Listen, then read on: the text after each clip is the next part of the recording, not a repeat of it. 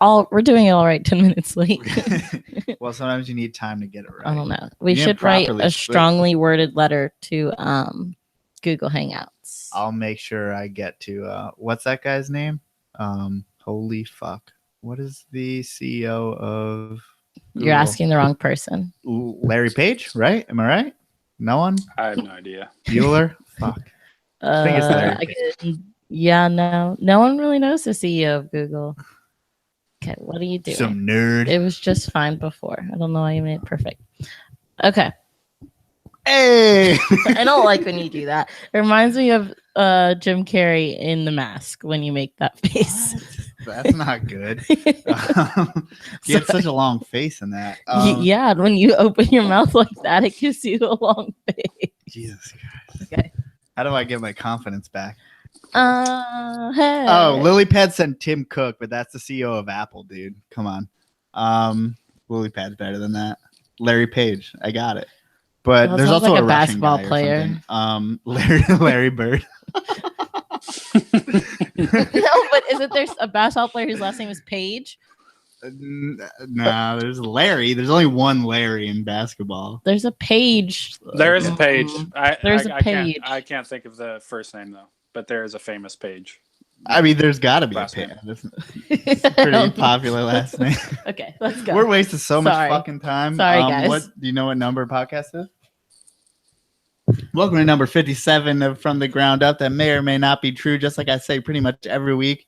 So maybe we should stop saying what number it is. No, it's not 57. If you guys want to check out, it is 57. I like. Oh, see, right. I'm on top of it. So, t-shirts, Theportcitypythons.com. Hey, we are actually both wearing our t-shirts for the first time.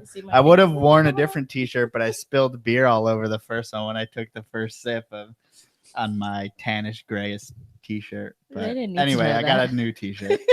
And so this was totally planned that we were both gonna rep exactly ourselves. This is totally planned because I want to ask you to support the podcast by buying a t-shirt or following our Amazon affiliate links, and all you do is buy your regular Amazon things after following the links below in our info on all of our YouTube videos and podcasts. Carpet Fest is coming up. That's pretty much all we got to say about that. You can hit us up, Evan up, Ivory Mon King up, but mostly Evan. Oh, also this. Well, never mind. We're probably not going, but this weekend in Dallas, Texas area is Lone Star. What do we just plug in everyone's reptile shows now? Yeah, they're gonna think we're sponsored. We're doing daily, or we're like the calendar. Yeah, that's what the whole thing is, telling upcoming events. All right, well, if you guys want to go in Dallas, Texas, we won't be there. but the only one but Ryan Sullivan of Ivory Connection will be there. You want to hang out with Ryan. Andy, he likes Blue Moon. Yeah. Andy will be fine. I don't know, but okay, we're wrangling. He makes his own. Okay, but another cool guy who will not be at Lone Star is our guest tonight. Do you like that transition? Whoa. I thought that was really good. She's a professional. So good at this. You gonna do the whole intro now that you started? Okay. Well, his name is Dayton. I'm scared to say your last name. CROYDON. There you go. Of HD Arboreals, which I don't know. See. Yeah. All right. So today we have Dayton from HD Arboreals. He keeps Corrales, and we're gonna talk a little bit about Amazon tree boas. Dayton, how'd you get into Amazons? Well, I got into Amazons I guess it was right after my senior year of high school, in 2007. And I decided I needed a hobby, and keeping reptiles is something I've done on and off since I was a kid. And so I kind of went that route. And I never attempted to breed anything when I was younger. I just kept like a random assortment of, different species and stuff like that. And so this time I decided that I'd like to kind of do my research and pick out a species that I'd be interested in breeding. And I wanted something that was very variable in colors, and maybe something that I could start kind of on the ground level. Not something that was very mainstream.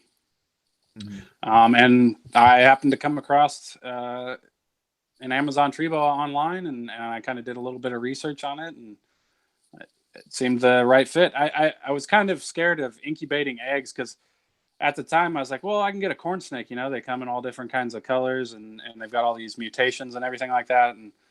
And I was scared to incubate eggs. So that's kind of how I was on the boas. I was like, yeah, I'll do the boas. They give live birth, and yeah.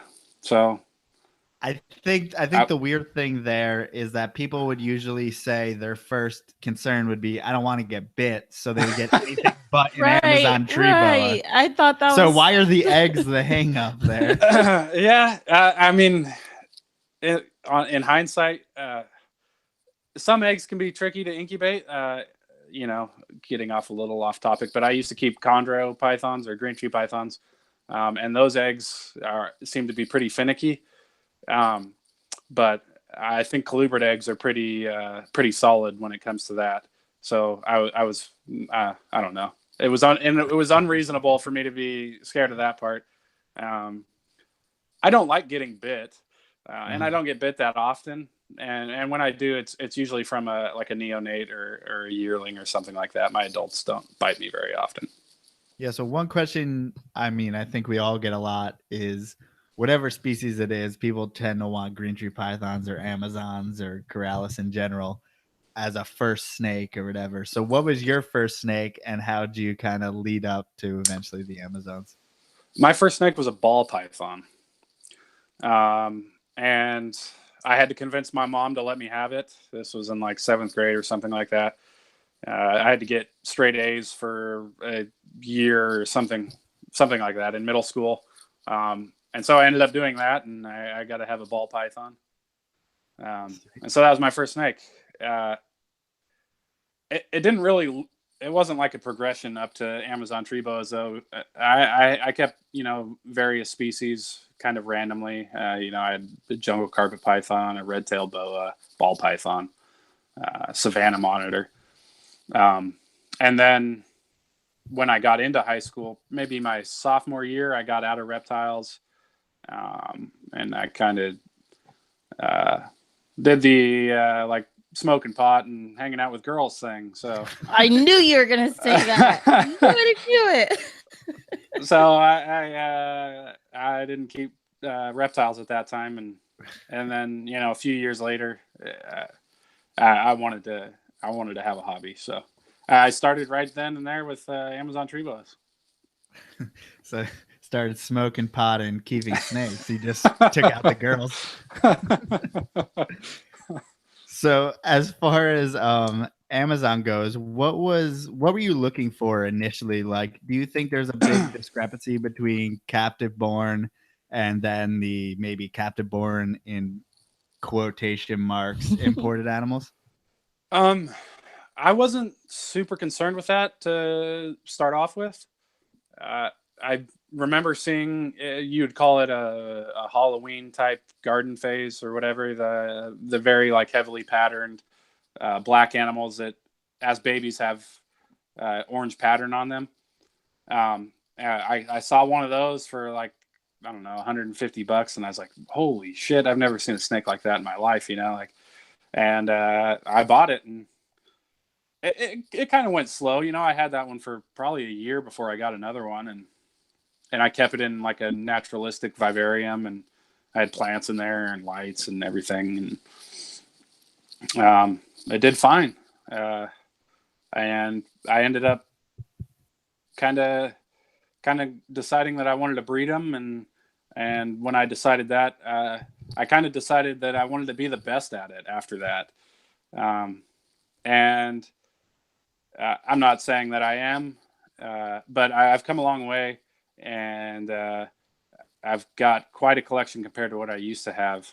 And this was I was going through college and coming out of high school and working and stuff like that. And I would pretty much spend all my extra money on tree boas and do, 6-month payment plans and spend ridiculous amounts of money.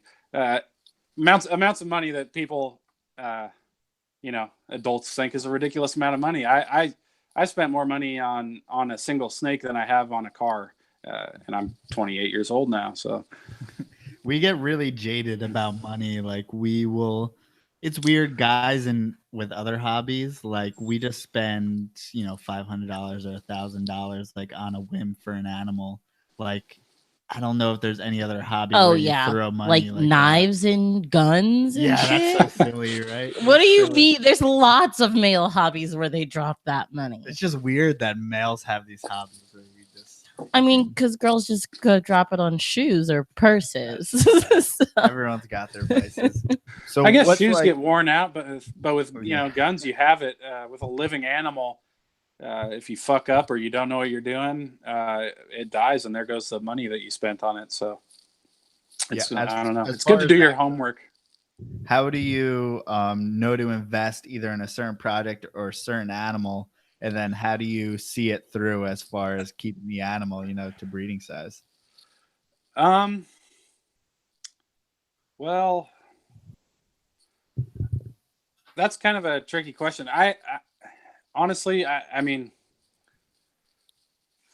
I would like to have this as a business, but I've never kind of really ran it with the business mind, and I'm not a great salesman. So I'm not the best person to ask about that. So I haven't really. I kind of see what I like about the money. I want to just get something cool out of it. How do you spend a lot of money to get something cool? Yeah. Well, you see what you like, and then you kind of buy it, and then.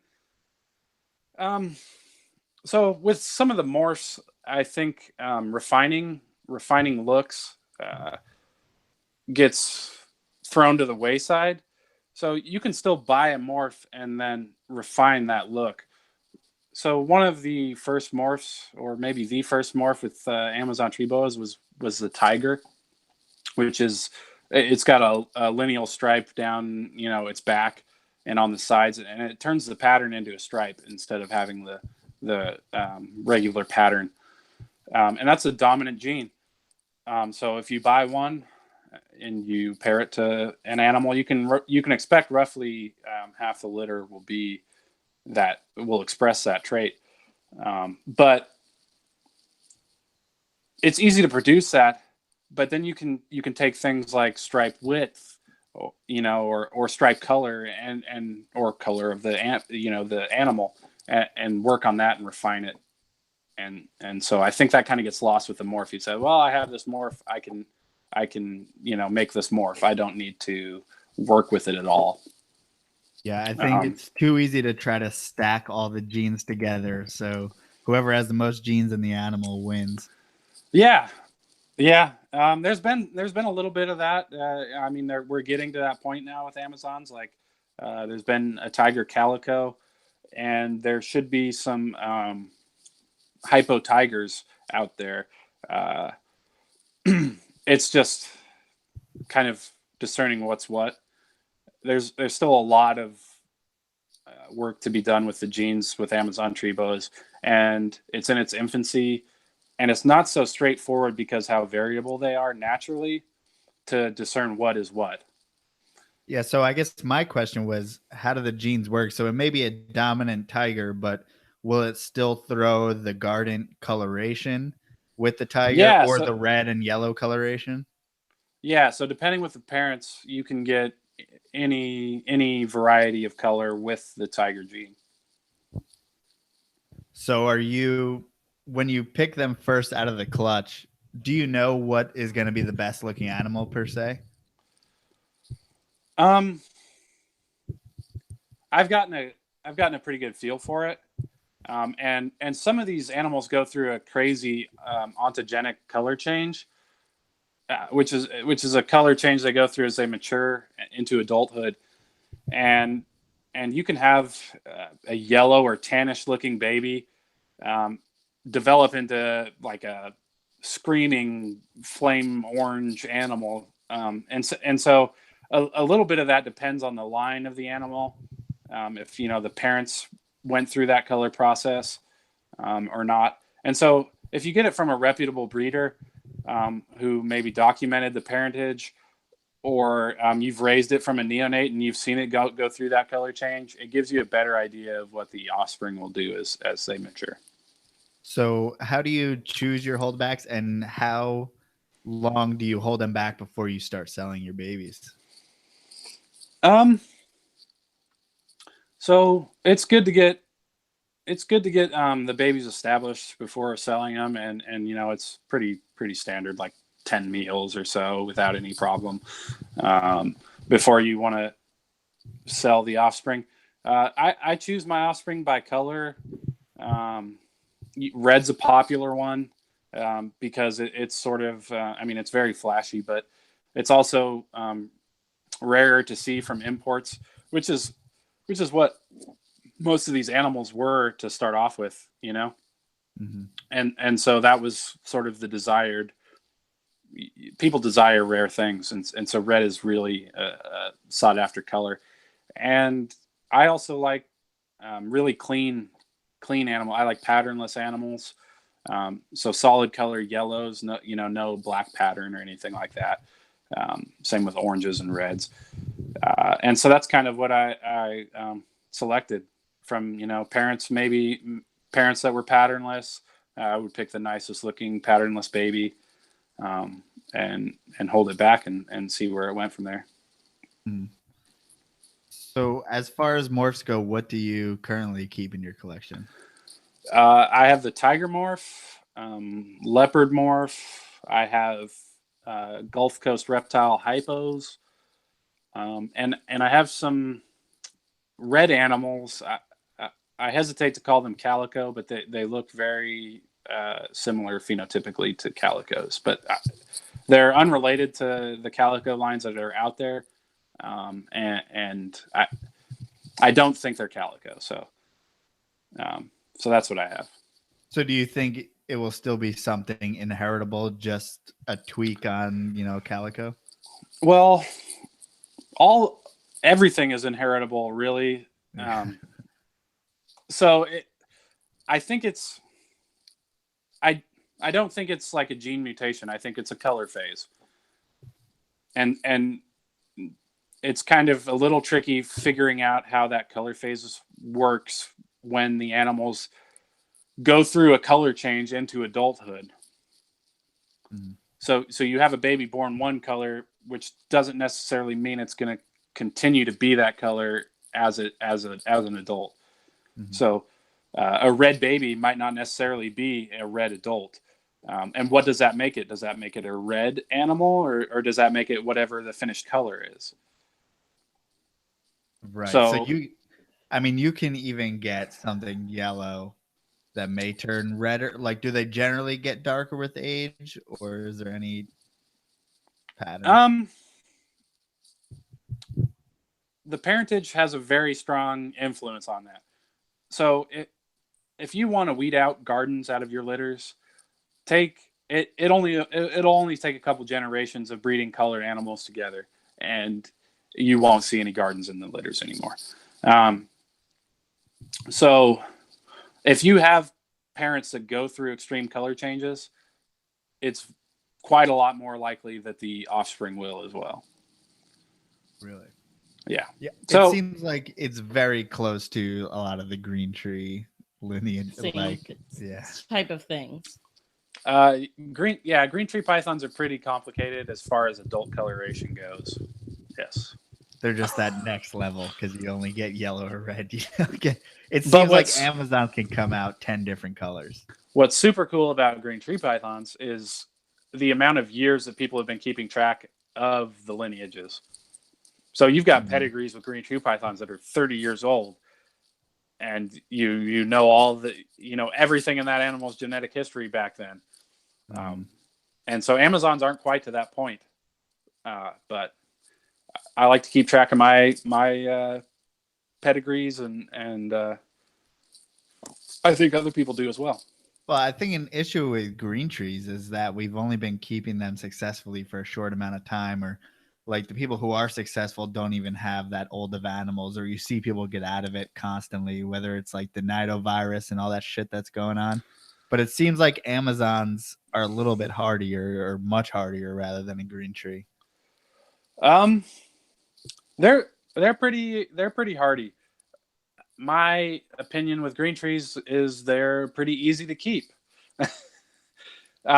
Breeding is a different matter with green tree pythons, but they were very easy to keep.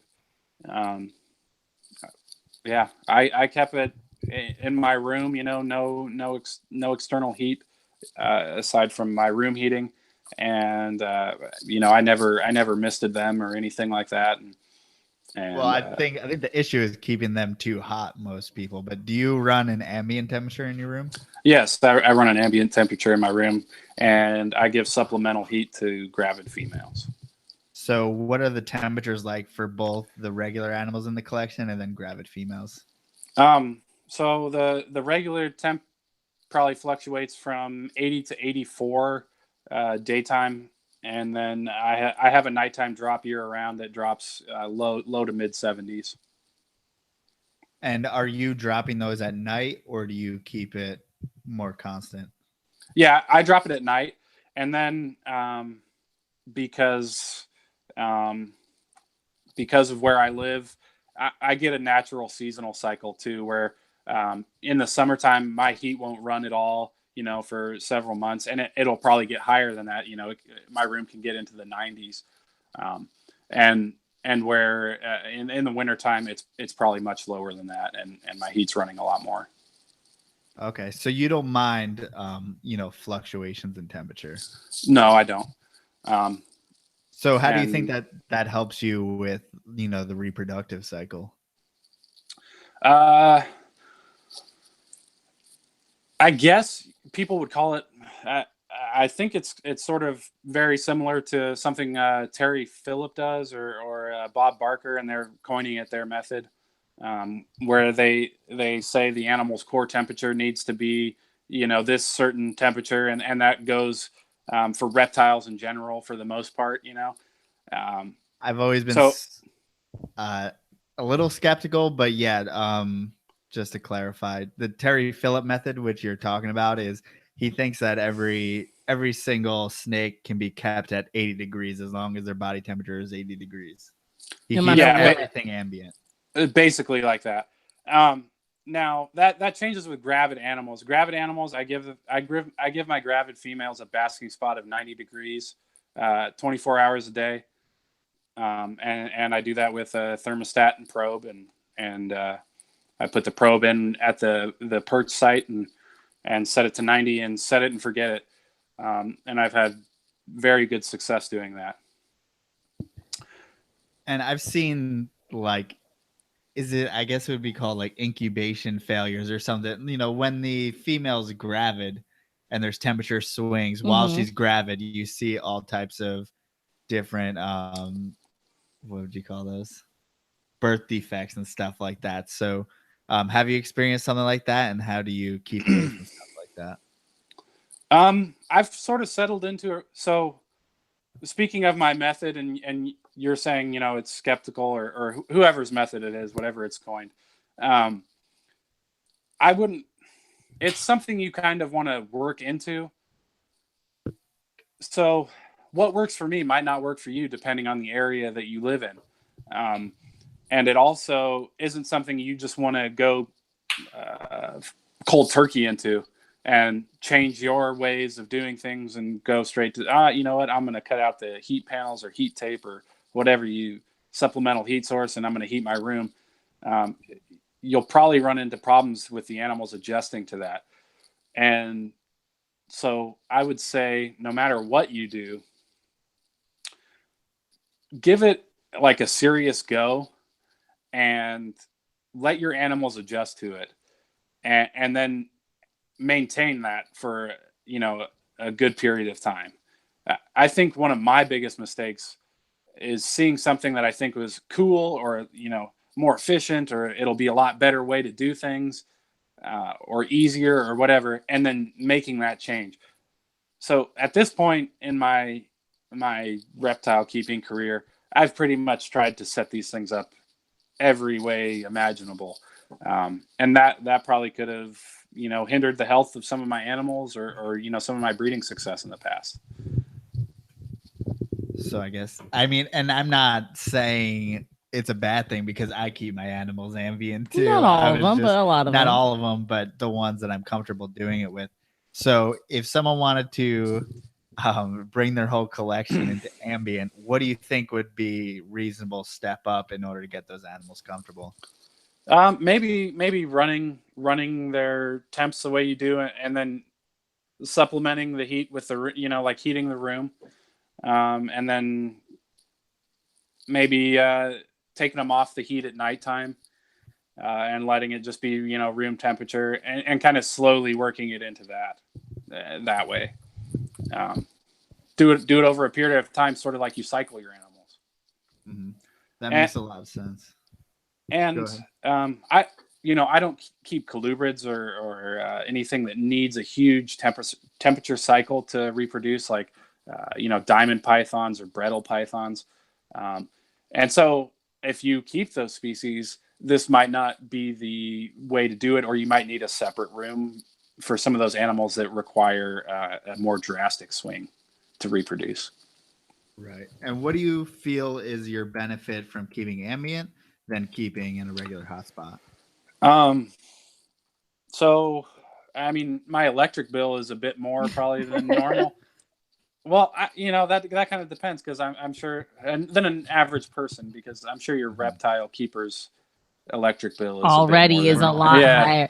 Oh yeah, that's a constant. When we started living together and I started seeing how much it really affects it, we still go halves though.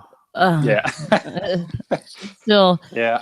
It's, and someone actually in the chat just said that they keep their whole house at 77 for their caliber. They said their room, they've made their their bedroom an ice box. So they can sleep. Warm-blooded, all right? Yeah, so they can sleep comfortable. But at least he's not that far. He's not making our whole house 77. I can't live in that.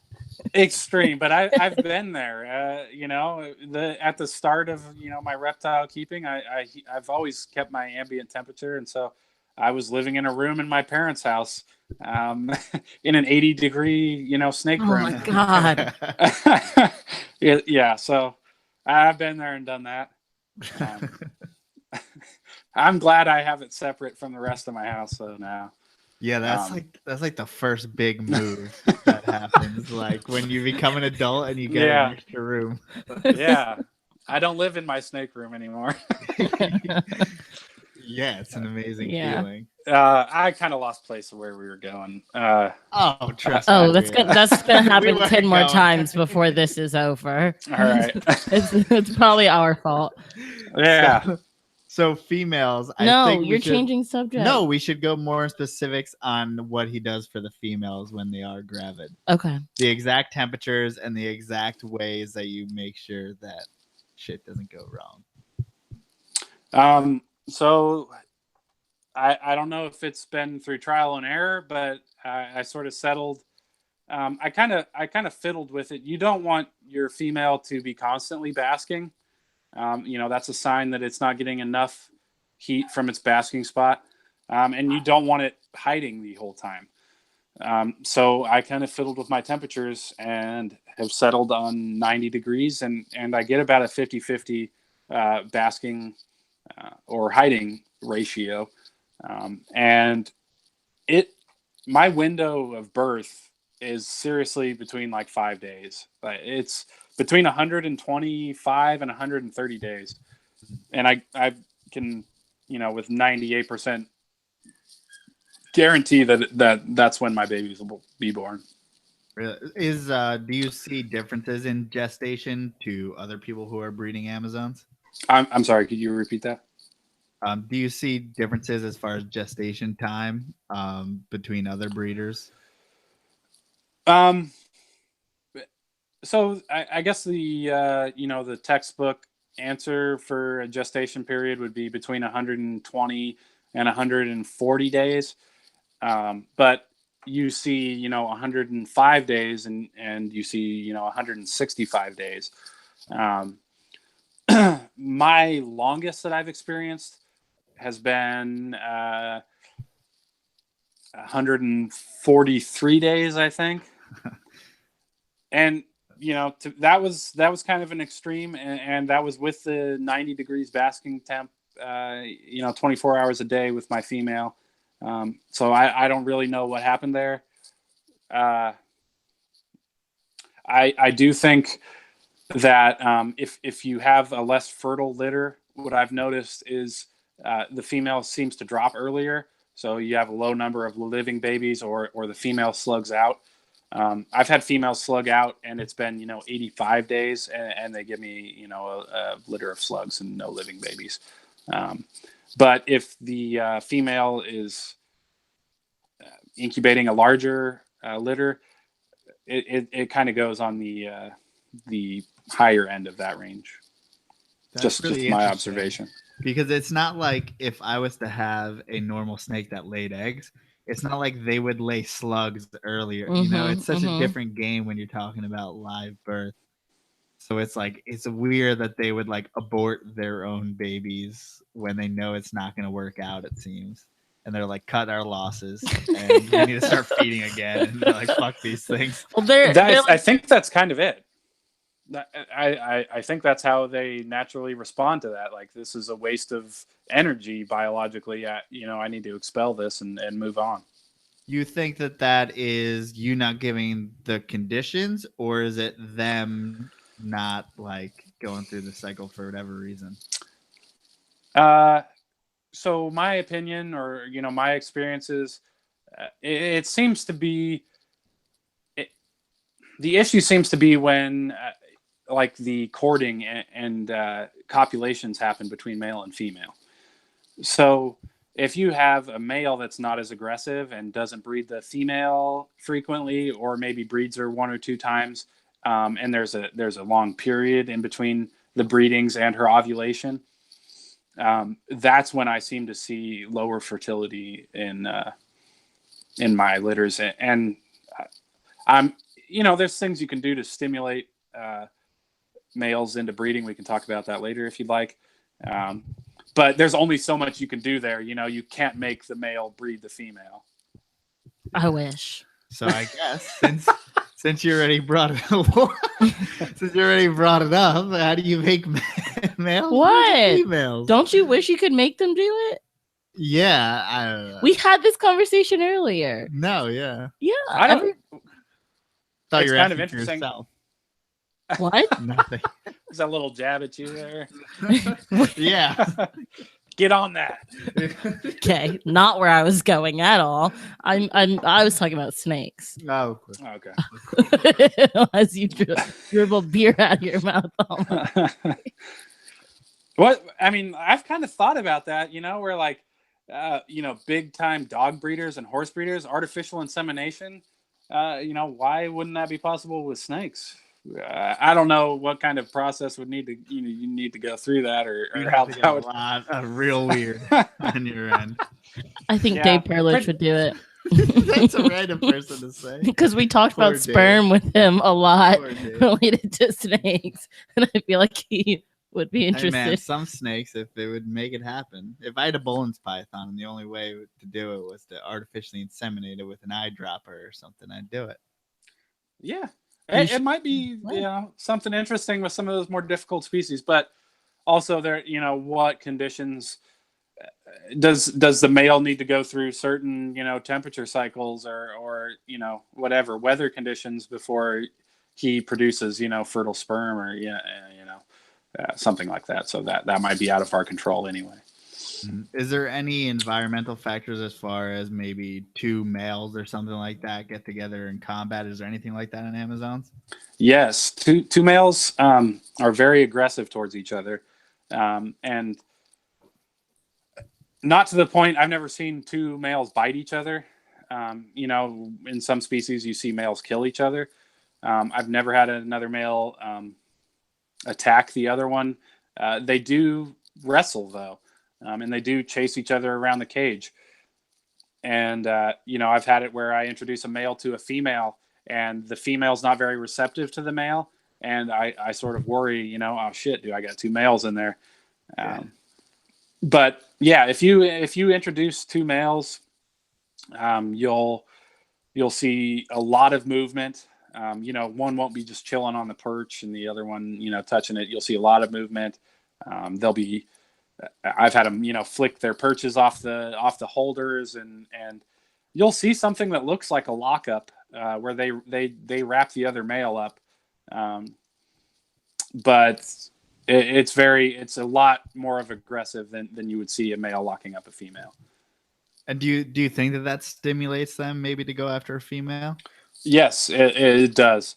And even putting a fresh shed of a male in the cage with another male will either cause him to be agitated, or if you add that into, a male and female pair, the male will more aggressively pursue the female. Mm-hmm. Usually. Mm-hmm. I've actually just had that a few days ago where I took a fresh shed from a male, and I threw it in the cage with a pair, and the male was completely locked up with the female in the morning. So awesome. Yeah, that's a big stimulant. Are you also someone who believes in the like high and low pressure systems, thunderstorms, all that stuff? Absolutely. No way. Yes, with Corrales, it seems to be a huge stimulant, and even with my animals that aren't breeding, when we have rainstorms or thunderstorms, my animals will be out cruising their cages. Wow. Yeah.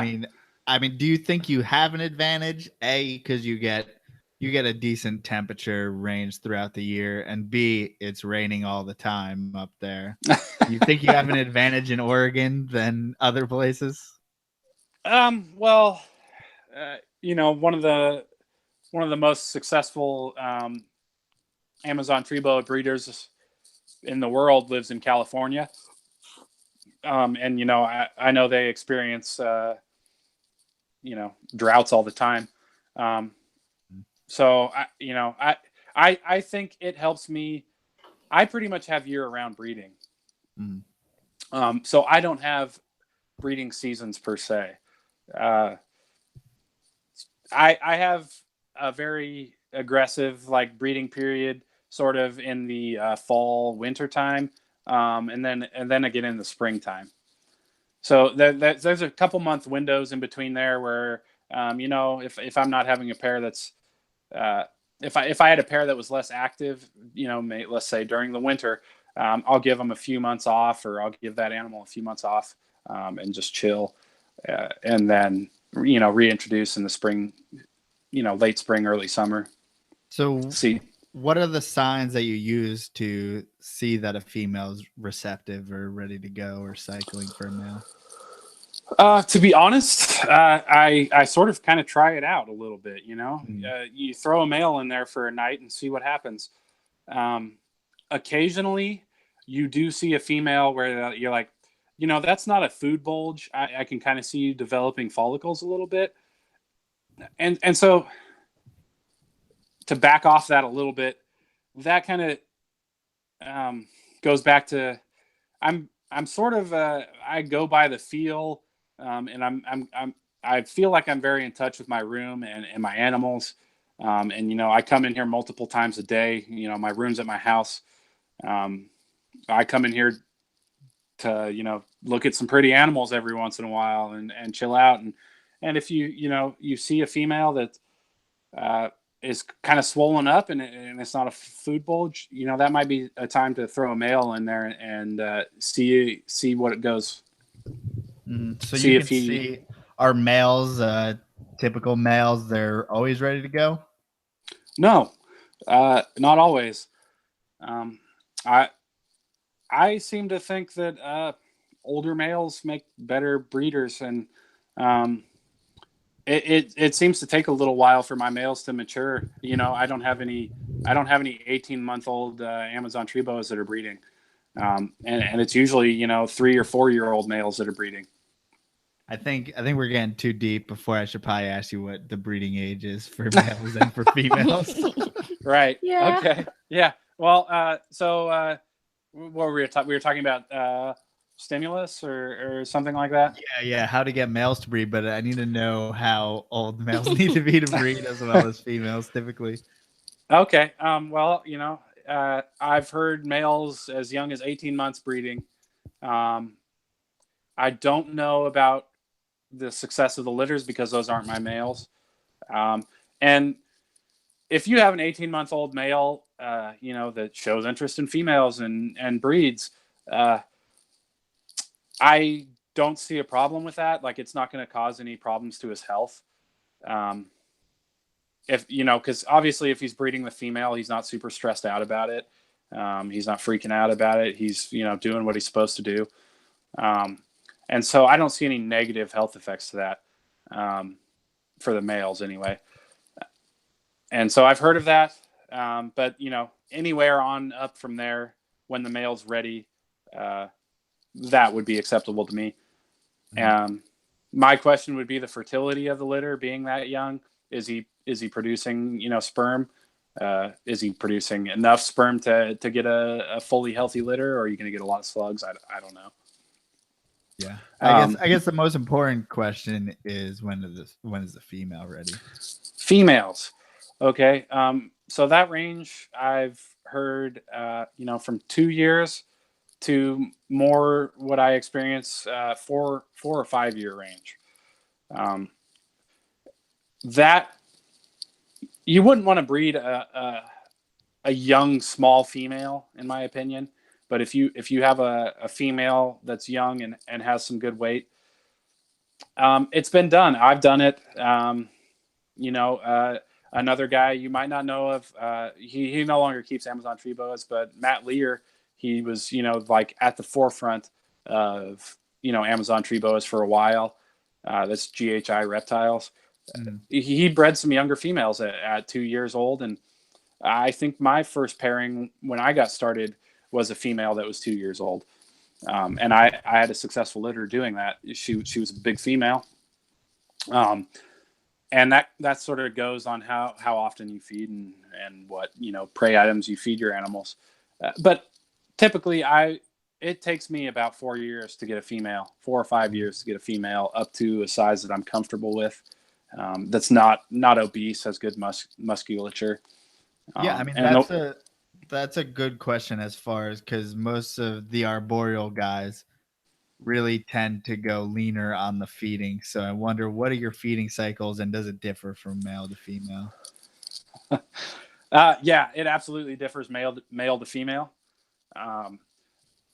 My males, I sort of get up to a small female size, and then they don't get fed very often. they get fed often enough to maintain healthy muscles, but I do not have a set schedule, or I'll see an active animal or something like that, maybe looking for some food, and I'll go in there and count the animals that I think I need to feed for the night, and thaw out that many mice or rats, or and then do that. As far as the females, again, I don't have a set schedule. I do kind of food cycle a little bit, and I kind of did that unintentionally. And so, in the breeding times, I feed less because the pairs are together, which, is kind of what people do when they food cycle.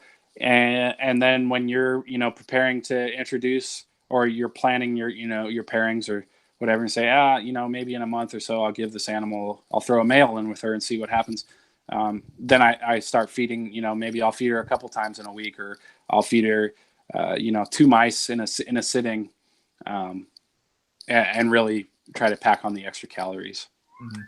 Well, really, like, a selfish question is, I'm really trying to get, because this thing, I have an Amazon tree boa, so fucking skinny, I don't know if it's normal or not, and I feed like every 1.5 to 2 weeks, which is like, I just treating it kind of like I would a green tree or something like that. And I'm like, I don't know if I'm starving it, killing it, but it's just skinny as fuck always. So Okay, so you probably don't have a problem there. They're a skinnier snake, and you don't want to see a fat Amazon tree boa with a little head. yeah. And it looks weird, but you'll see it when I'm talking about it. When I so not only do I kind of keep track of the age of my females before pairing up, but my biggest determining factor is the way the head looks on a female, and it's kind of hard to explain. There's something about the head of a mature female Amazon tree boa that you just say that's a mature Amazon tree boa. Like I know that female is ready to have a litter of babies. And even if it's a little questionable at first, after giving that first litter, that it's so distinct, the head size to body ratio. I don't know what it is. I'm sorry. Yeah. People in the chat are taking this to such a dirty level right now. Yeah. With the fat body and the little head. And Yeah. it's just Well, I mean, but I know exactly what you're talking about because like jungle carpets, or I believe most Morelia, but what I see in jungle carpets is you can kind of tell a carpet its age by its head. Just has this weird chunky head, and then you could see an old male and you'd be like, I could tell it's an old man. There's something about the head. I don't know what y'all are seeing. As they age, you can tell an old animal by its head as well, where it'll have this huge head compared to its body size. And even sometimes when they're really old, the jaw muscles will be less defined, and that what I've noticed has been a sign of decline in health, where that animal's not as healthy. But since we're talking about feeding and food size and everything like that, and you're wondering about the health of your tree boa, and compared to green tree pythons and emerald tree boas, Amazon tree boas can take huge prey, just huge prey sizes. I don't try to do it all the time, but I'm not super worried about the size of the prey that I throw in with my animals. And sometimes it makes me a little nervous when I see them eating it. Like, oh shit, maybe I fucked up there. Maybe I shouldn't have thrown that size of an animal to that. And it comes through fine. I don't get regurges. No problem. They seem to have a lot faster metabolism than chondros and emerald tree boas. Dude, it shits like the next day. And I'm used to my green tree will take like 2 weeks to take a shit. Yeah. This thing will shit the next day. I'm like, what is going on? Does it need to eat every day? What the fuck? Yes. They, I don't keep colubrids, but I would say they are the colubrids of the tree boa. They defecate a lot more than my emerald tree boas and a lot more than my chondros did when I had them. Which is weird because usually I would take that as a sign as feed me more, but then again, probably shouldn't feed them more. Well, that's again, they're a lot more lenient than emerald tree boas and green tree pythons with the feeding schedule. It's harder to get an obese Amazon tree boa, but I feed a mix of rats and mice. For a while there, when I had green tree pythons, the thing to do with your green tree pythons, rats. Exactly, no rats. and so I didn't do any rats with my Amazon tree boas and everything like that. I do mix it in now. I don't have a problem with it. I haven't had any issues. But yeah, so my adult females, a jumbo mouse won't put a bulge in them. But a small rat is about as big as I go with my adult females. I mean, it's hard for me to judge because you don't realize that they get pretty large as far as 6 to 7 feet, but then again are really, really skinny. And I mean, you don't really need to go anything above a rat. No, not in my opinion. I do know that some people keep their tree boas bigger than mine. I don't have a reason why. I mean, you could get them up to medium rats, I guess, if you wanted to. Yeah. I don't know. I just don't. I stop. I get, healthy 8 to 12 baby litters with my females. And they're, I haven't measured one on a scale in a very long time, but they're probably, 600 grams. Mm-hmm. I mean, I wouldn't even begin to figure out how to put a adult female Amazon Trebo on a scale. Yeah, I found a pretty good, a pillowcase or some kind of bag. Just put your hook through it, hook the snake onto the hook, and then just pull the bag over the top, and that seems to work pretty well.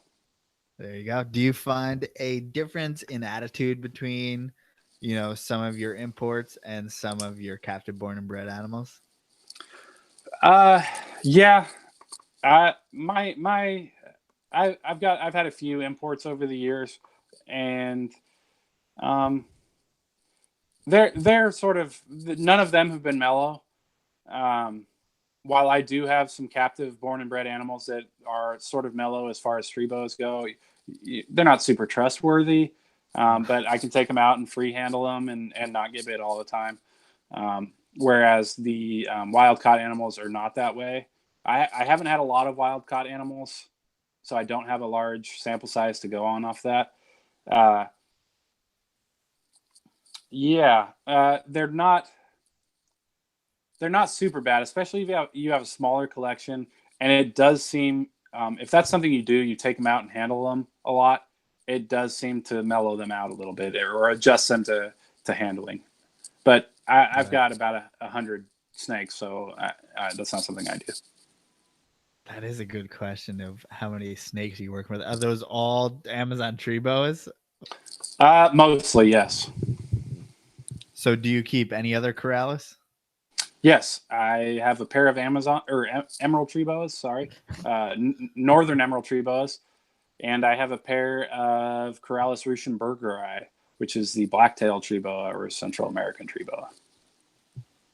So I don't know anything about ruschenbergeri, but what is the difference between? Because honestly, dude, a lot of the Corrales, other than emeralds, I have trouble finding many differences in them. Yeah. So most of the ruschenbergeri you would see in the States, they're a Costa Rican locale, and they're very, very similar in appearance. They kind of start out as like a brown neonate with some pattern, but they develop into a very golden colored animal with a jet black tail. And I don't know. They're very cool. I thought I kind of hesitated on getting them for a little while because part of the reason I'm so into Amazon Trebos is their variety of colors and everything like that they come in. So you don't find ruschenbergeri to have the same? They don't. They're almost clones of each other, but they all come from the same place for the most part, which I think is Quetzal Dwyer, who runs. I can't think of it. He's got a breeding facility in Costa Rica, and he imports stuff to the States, or exports stuff to the States. And so that's where the majority of the ruschenbergeri in the United States come from. And that's what I have a pair of Costa Rican locale, and they're all golden blacktails. They do have larger scalation than Hortolanus or Caninus. Mm-hmm. Now, our basins, is that the pinnacle for you as well? Is that all Corrales keepers? I personally like northerns more than I like basins. I used to have I had a lone male basin, and I had him for several years, and I came to the conclusion that I'm never going to spend the amount of money that I need to buy a female basin. And so I just didn't do it, and I sold my male. They are, for the most part, they seem to be a lot more mellow than the northerns, and they typically get bigger, but it's a really cool snake to be able to hold that size of a corallus. It's a cool experience. So now, I mean, if go ahead. Go ahead. If you have you kept or which of the northerns do you keep? Do you keep just the regular diamond or the anaconda phase, and have you bred emeralds? I have not bred emeralds. This is sort of my first real go this year, and I keep the northerns that have the regular lightning bolts. I don't have any of the anaconda phase or patternless phase northerns. I have a couple animals that are pedigreed that come from Rico Walder. And I've got a pair that I've been pairing up this year, and I've had quite a lot of breeding success. The female's swelling up right now. I'm hoping for an ovulation here. It's possible that I got an ovulation, but I tried to give her a nice good sized meal after all the breeding, and I noticed her swelling up a little bit. I sort of tried to give her a meal in between breedings and to see if that might stimulate ovulation.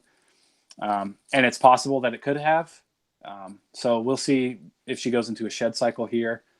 She still looks a bit swollen, so it's possible that she's still developing follicles and could ovulate. Mm-hmm.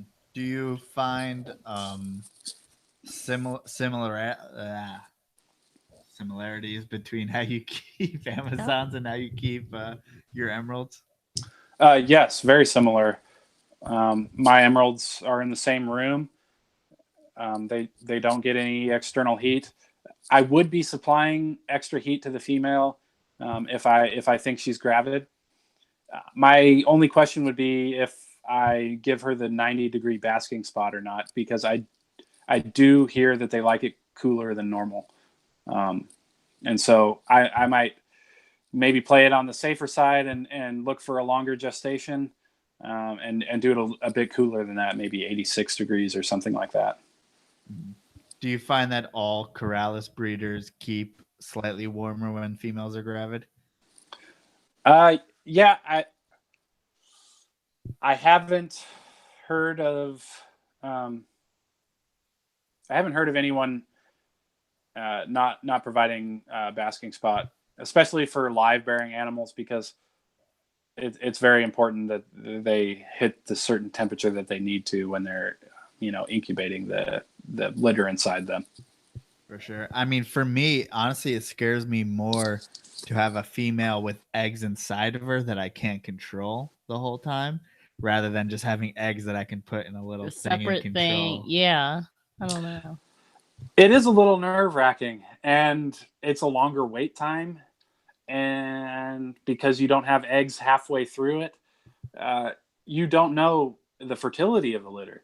Right. So there's some things you can kind of key into, especially as you get like an eye for it.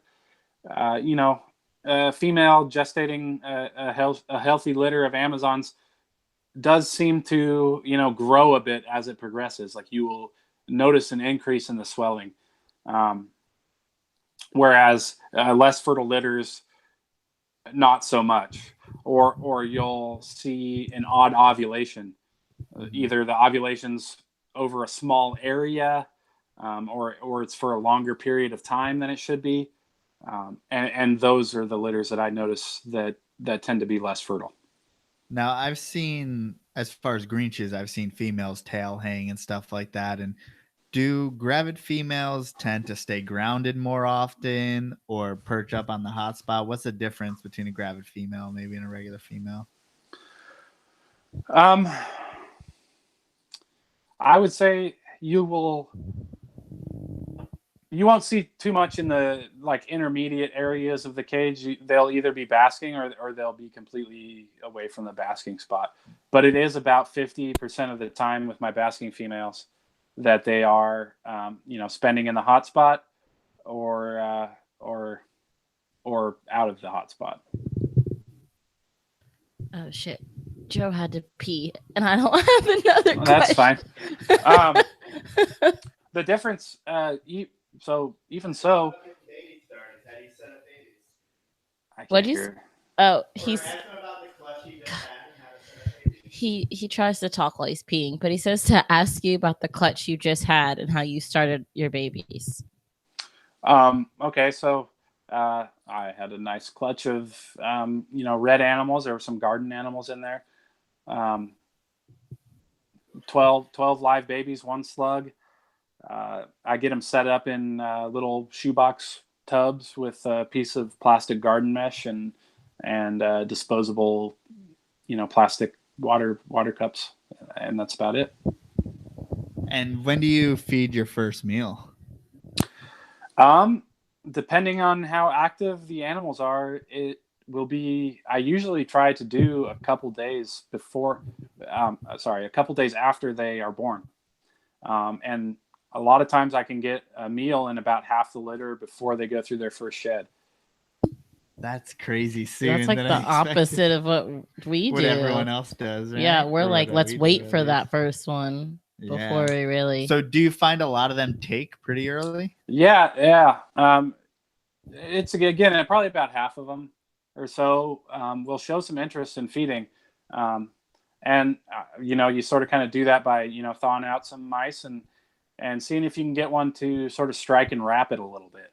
And maybe you'll see a few that'll strike it and wrap it and drop it a few times, and that to me tells me that animal might give it a go, and I kind of then maybe will try a day later or so, and usually if they strike it and drop it a few times, the next day they'll take it.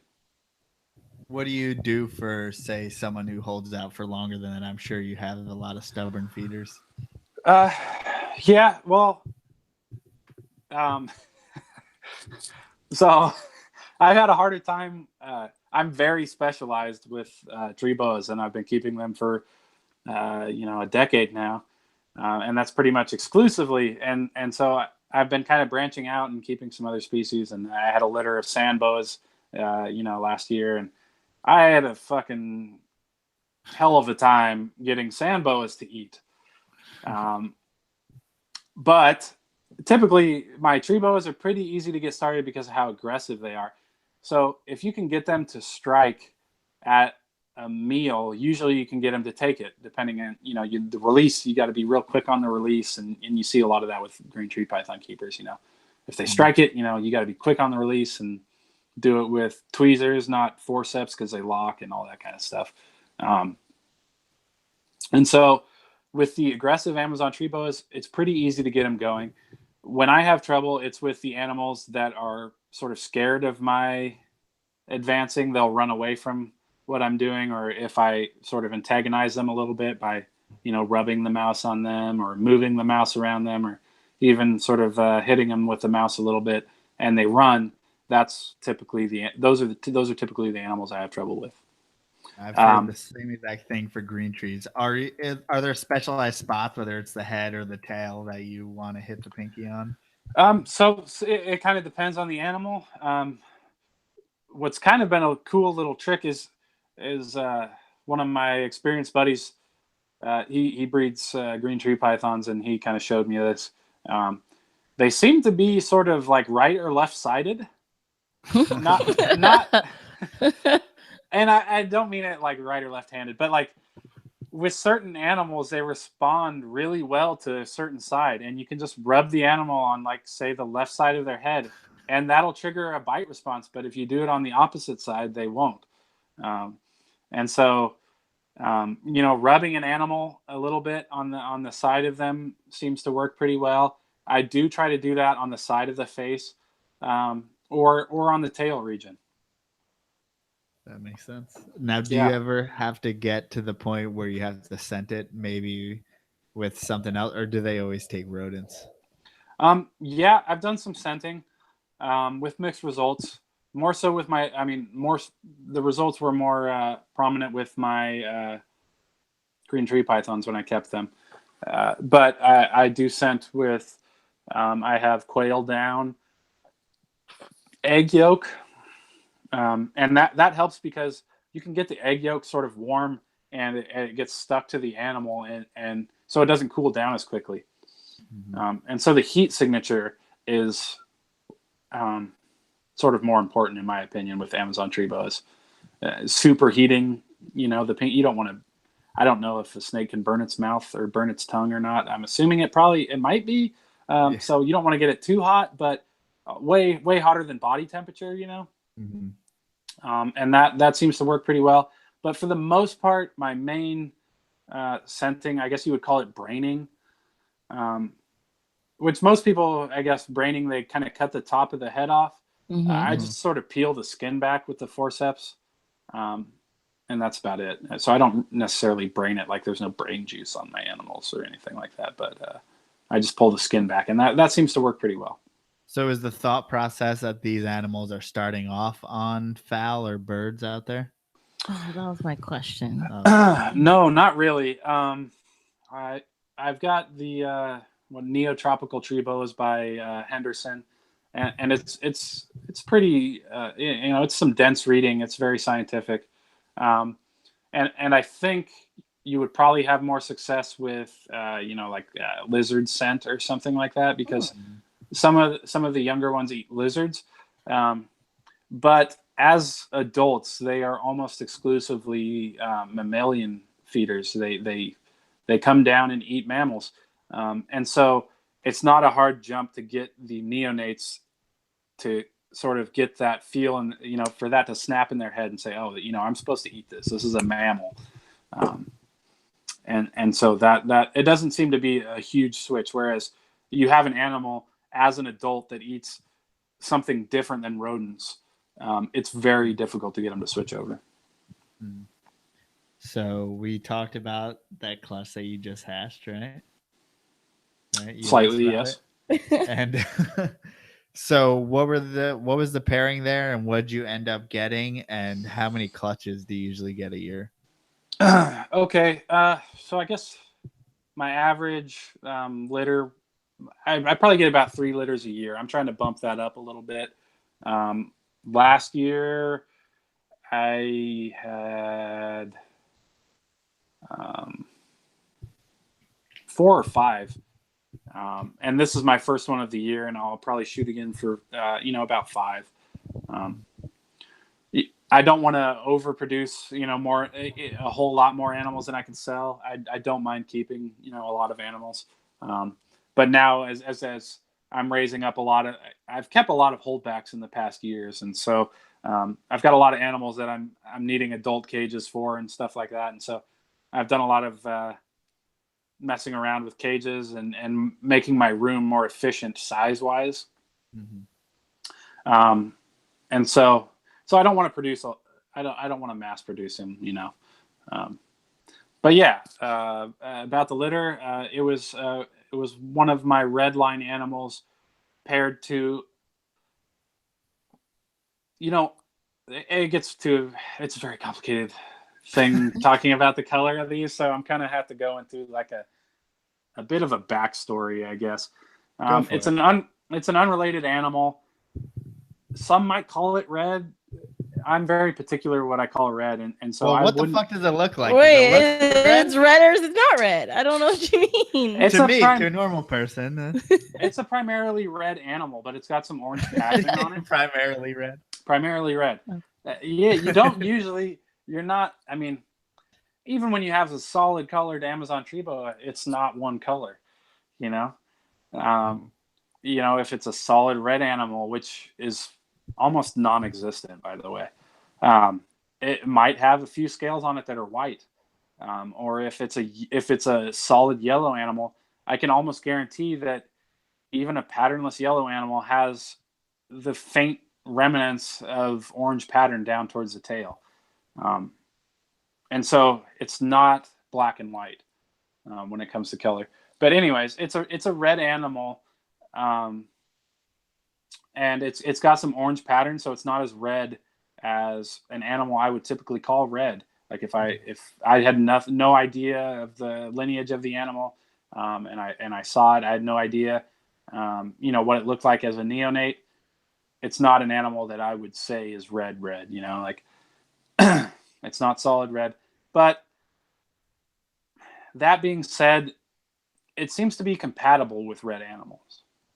So I've paired several unrelated red animals to several unrelated females that are not red and produced 0 red animals. However, when paired to this animal, the red males produce a litter that is almost, well, so I had 12 babies. 4 of them are gardens and 7 of them are reds.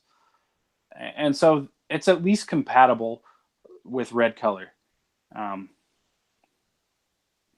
So when talking about red color, it seems to be inherited somewhat recessively, which would make sense as why it's one of the more rare colors, aside from the fact that it's been selectively bred for in captivity because it's the most desired. Right. You seldom see, red imports. However, you do see them. So it is in the, wild population. It's not, but it's just less frequent. So it sort of lines up that way with a recessive trait. But as red animals develop into maturity, you can see them go sort of the orange route. You can have a baby that looks, bright fire engine red as a baby, and then as an adult, it's sort of a brick orange or something like that. So the question becomes, is that animal a red animal or is it an orange animal?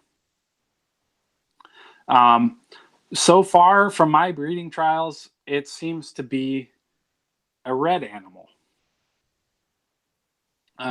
You also have the other way where you have a yellow animal that is born yellow and it goes through its ontogenic color process or change, and it's almost completely red as an adult. You would never guess that it was a yellow animal. That animal is not compatible with a red animal, and you will not produce red offspring. So then I feel like you should judge it by the babies then. Yeah, that's what it kind of seems to be. So far, from my experience, the babies that start out as red will produce red offspring when paired to the correct animal. It seems like as long as you cover your bases as far as you're going to get pos hets, and then you breed to another red, you have much less of an opportunity to get het for garden or whatever that is. So the more red you breed to red, the more concentrated it gets, the more chance you get for it not to be het for garden. Does that make sense, Mike? Absolutely, but that would go with yellows as well. So right. If you want a pair of yellows that doesn't produce any gardens, you would want it as many generations removed from garden animals as possible. Right.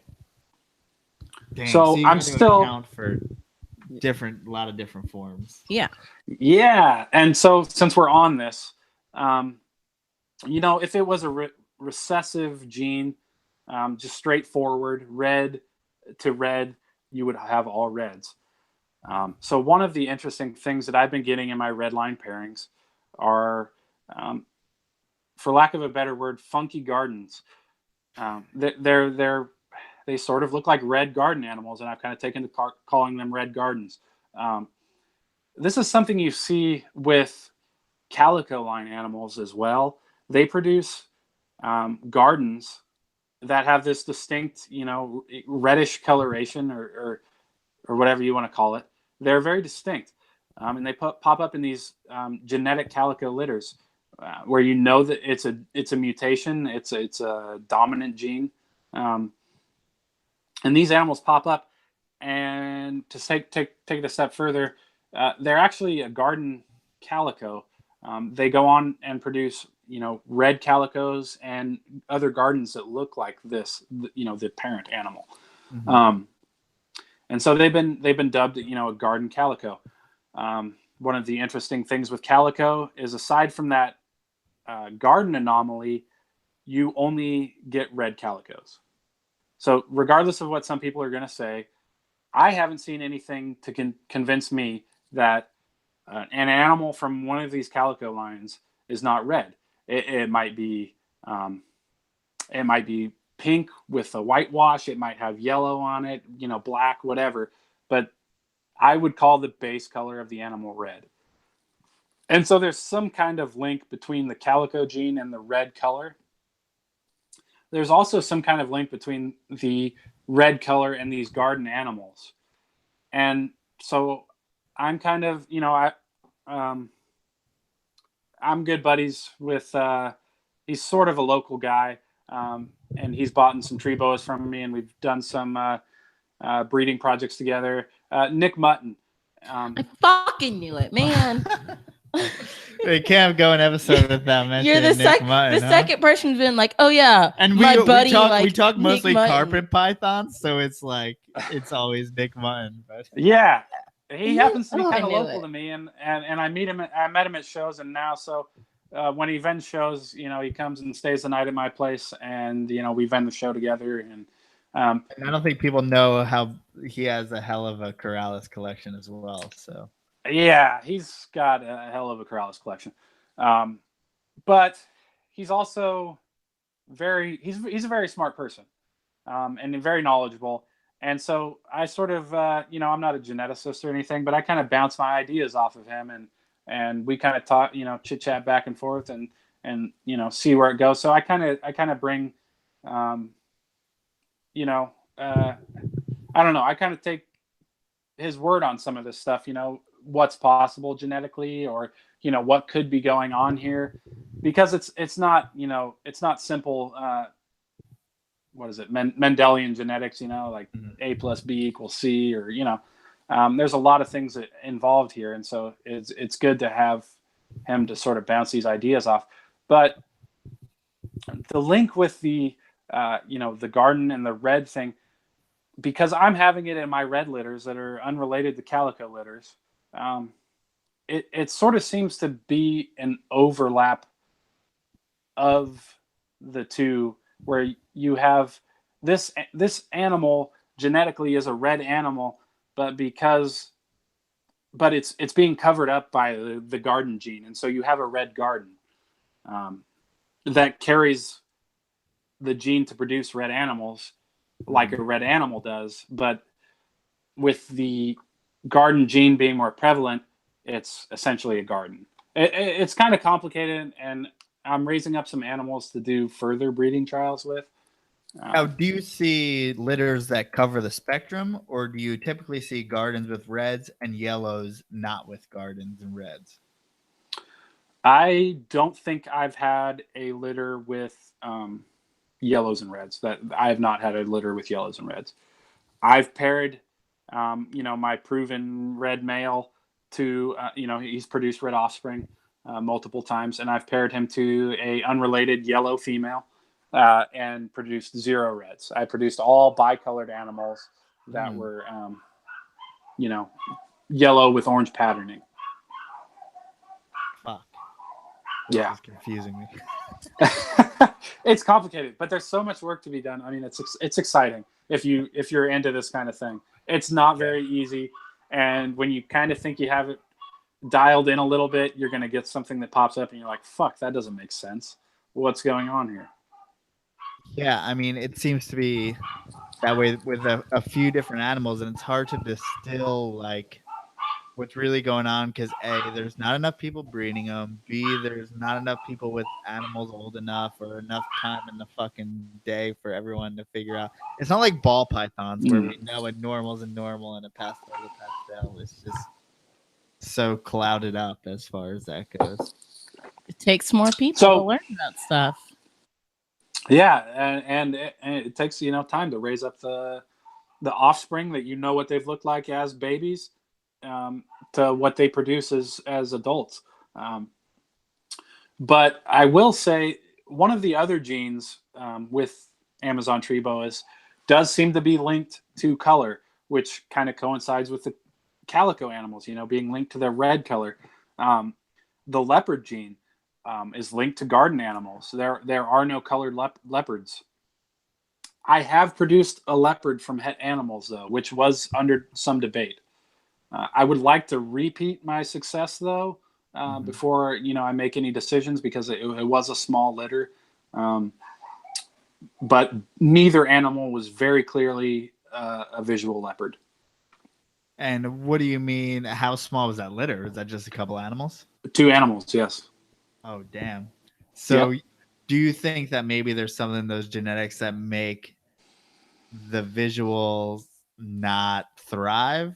Or do you think, because there's obviously lethal genes out there and stuff, do you think maybe they don't thrive because the genes don't coincide with each other? No, I think that would be a reason why you wouldn't see it expressed. So again, I do think the leopard gene is linked with garden. So you're not going to produce a yellow leopard, and so that kind of I lost my train of thought again. That has it. As far as the fertility of that litter goes, I'm thinking it was the female. She was an older female, and she sort of never bounced back from that litter, and she actually passed away. So that's kind of what I attribute that to. But the two, go ahead. The two animals that I produced, one it was a GCR hypo Amazon paired to an unrelated, multicolored female that I picked up at a show. I have no idea what the lineage was, years and years beforehand. I paired them up and I produced one hypo and one leopard. I do know some link between the leopard and hypo genes because the originator of the hypo gene, Gulf Coast Reptiles, works with both genes, and they have produced both genes in the same litter. So it's quite possible that my hypo male is het for the leopard gene. So you believe that random animal that you picked up at a show was actually captive bred and could hold both those genes? It's possible, which is why I would have liked to repeat the pairing. I'm also trying to prove out my hypo male is being het leopard by pairing him to a visual leopard. So that would give me a better indication. I think the odds would be astronomical that the female was het leopard. There is another explanation, which I actually did a show on Nick's show about, where essentially whatever parent is carrying the leopard gene, it's a recessive gene, and it passes on the offspring by there is no other gene present at that gene location, and so the recessive gene is actually expressed. It's way above my head.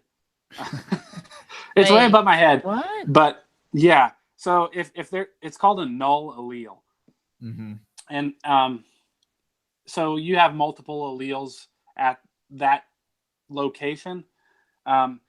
If one of them is completely absent, you have an allele for that recessive gene in that area.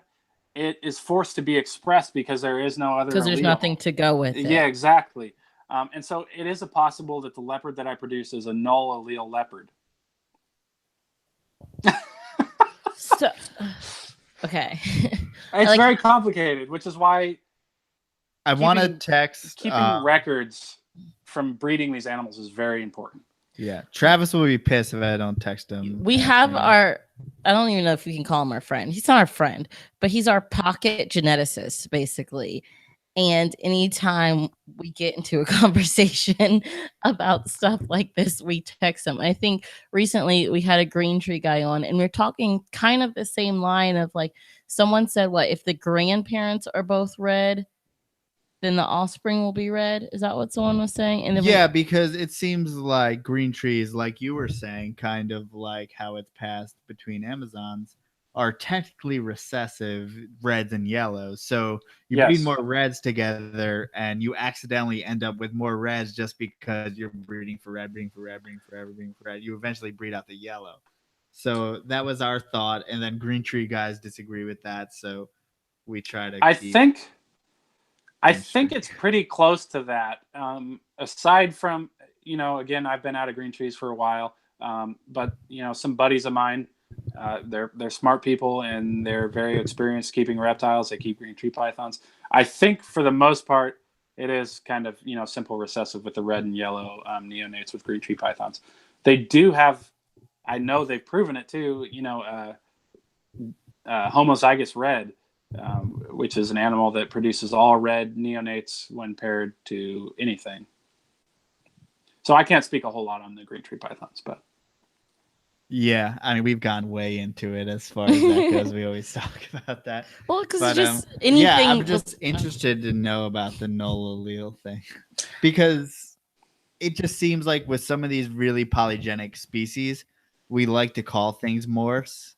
That But are like, just line bred. like crested geckos, Amazon tree boas, green tree pythons. I already texted them, but there's only so much you can go back and know for sure. Like, I always want 1 + 1 = 2, and I hate when That it makes doesn't it equal simple. 2. But it seems that like makes it simple. with these kinds of animals, it never equals 2. It never is, and even some of the, so we know we have some of these mutations, like the hypo mutation, and that's one of let's talk on that a little bit because it's a mutation that I keep, and it's kind of under some scrutiny right now. There's no doubt that it is a mutation. It's an incomplete dominant mutation, and the basically super form is a white snake, and so with that, it's so hard to discern what actually is a hypo, because of the natural variability of Amazon tree boas. What is the what is it supposed to? What does the visual hypo look like? So it started out like a solid yellow animal, right? The guy who proved this out, he found a very nice looking solid yellow animal. I think it was an import, or it was at a pet store or something like that, and he paired it up and produced more, solid looking Amazons, and he ended up pairing them together and producing leucistic Amazon tree boas. But the thing you have with that is the line breeding going on to produce the eventual gene, the leucistic animal. You're having line breeding, so you're breeding, solid yellow animal to solid yellow animal to produce this. And so it was thought that, hey, you pair this hypo up, you're gonna get solid yellow animals. That's why it's called a hypo, and that's what defines it. But we're seeing quite the contrary to that now, when the hypo gene is being paired to more patterned animals, or they've even done a leucistic to a calico, and you got all animals that look like multicolored normal Amazon tree boas. So by the norm as far as genetics work, you should pair leucistic and get all hypos, correct? Exactly. Yes. And so we know that's what happened. All those animals are hypos. It's just because of how variable they are. It's not. No, I get it. I get it. There's just such a variance in the normals that, yeah. What people are getting hung up on is hypo is short for hypomelanistic. So it's a lacking melanin. And it's not completely exempt from melanin, obviously, but it's a lack of black pigment. So you have a natural variability of that, where some of these animals, you would say no way in hell is that a hypo animal, but it carries this gene, and it produces leucistic animals, and even the leucistic animals have pattern. Some of them. God damn. Yes. So you're having these crazy patterned leucistic animals, which even by definition kind of allows for some melanin, leucism. It allows for some melanin. But what I can say is this gene is pretty much identical to the fire boa constrictor. Where I'm not that familiar, so you'll have to explain. Oh gosh, dang it! I was hoping that would be. You're trying to make it easy. Yeah. You get an animal that looks slightly, paler than normal or something. Like an ivory. Yeah. Well, I mean, it's the same with ball pythons, right? They have a fire ball python that produces a white leucistic animal, right? Yeah, but it has yellow. Yes, exactly. So it's the same gene with Amazons that you see in other animals. But the problem because of seems how to be that variable, there's no normal Amazon ever. exactly, it's very difficult. And you're seeing hypo Amazons now that it's hard to distinguish from normals, and I can't tell you what the distinguishing features are of that gene. Mm-hmm. I thought for a little bit with some of the animals, the hypo animals that I had produced, they had pink tongues. And so I was like, oh, maybe, pink tongues, maybe that's a little thing. But I look at my founding animal and he's got a solid black tongue. So that's not Damn it. And they've got a lightish color eye. You'll see some of the, you'll see it's a pale yellow animal, and you'll see, some white striping behind the eyes. And I see that in some of my hypo, or pretty much all of my hypos actually. But I see that in animals that don't come from this line. Animals that could also be considered hypo because they're lacking melanin that aren't related to this. The only difference is they don't produce white snakes when paired to another, hypo animal. So what's causing them to have that reduced melanin if they're not making more hypos? I would say some of it is the natural variability. Some of it is line breeding. Mm-hmm. So line breeding just fucks up understanding ATBs, basically. It's all confusing. ATBs fuck up knowing ATBs. Yeah, it's tricky. For but sure. How many generations are in on the hypos?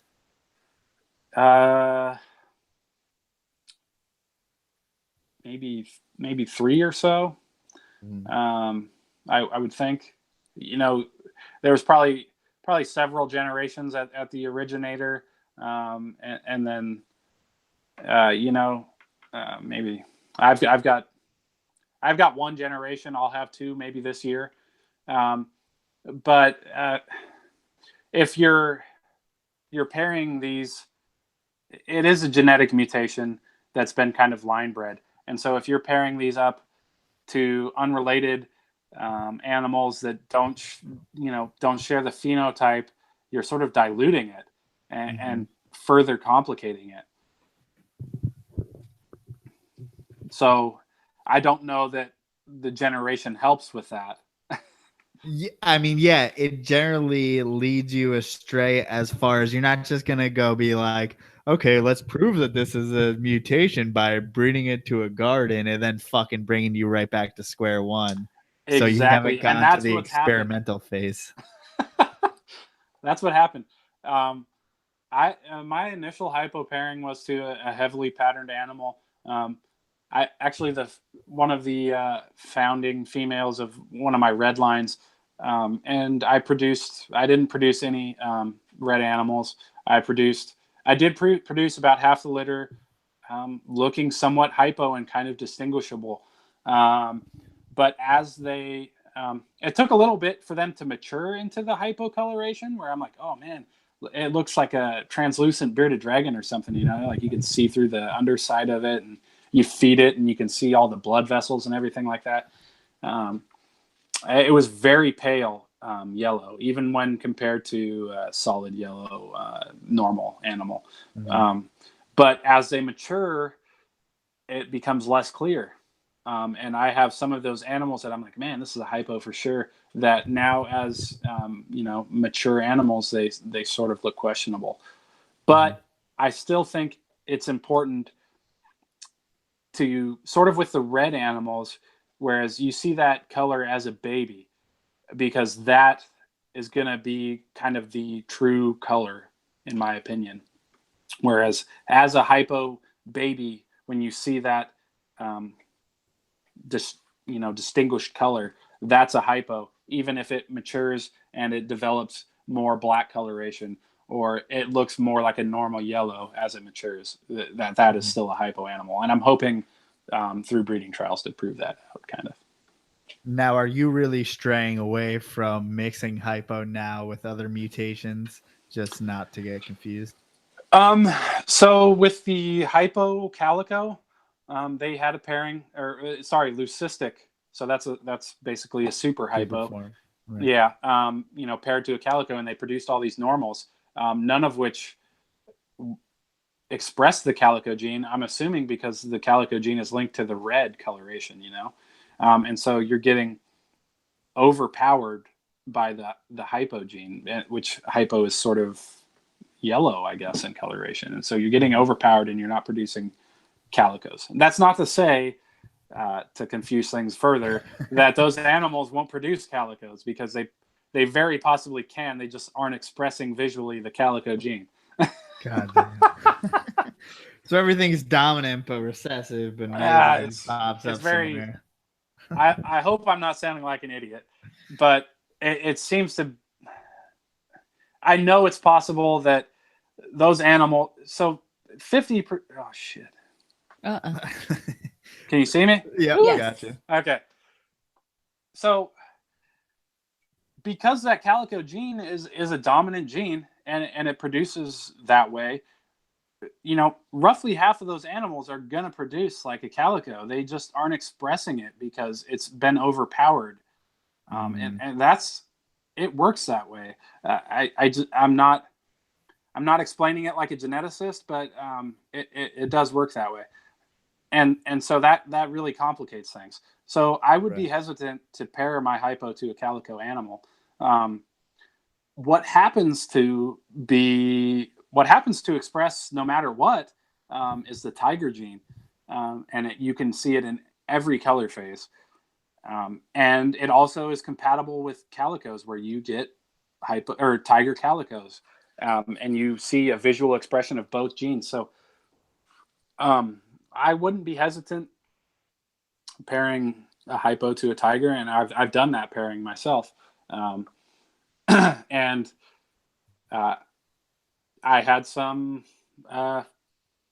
issues with the litter, and so my sample size is less than I would like it to be, but I'm having I can't say for 100% certainty what is a hypo tiger or what is not, but it's quite possible that I have some. Mm-hmm. So are you repeating that pairing as much as possible to figure out and try to prove out? So really the way to cut through all the bullshit, so to speak, is don't outcross your hypos too much. You want to produce a leucistic animal. That is the end all be all. You produce a leucistic and you pair it to things, because then you know everything you produce is a hypo animal. Hypo. Yeah. It doesn't matter what it looks like.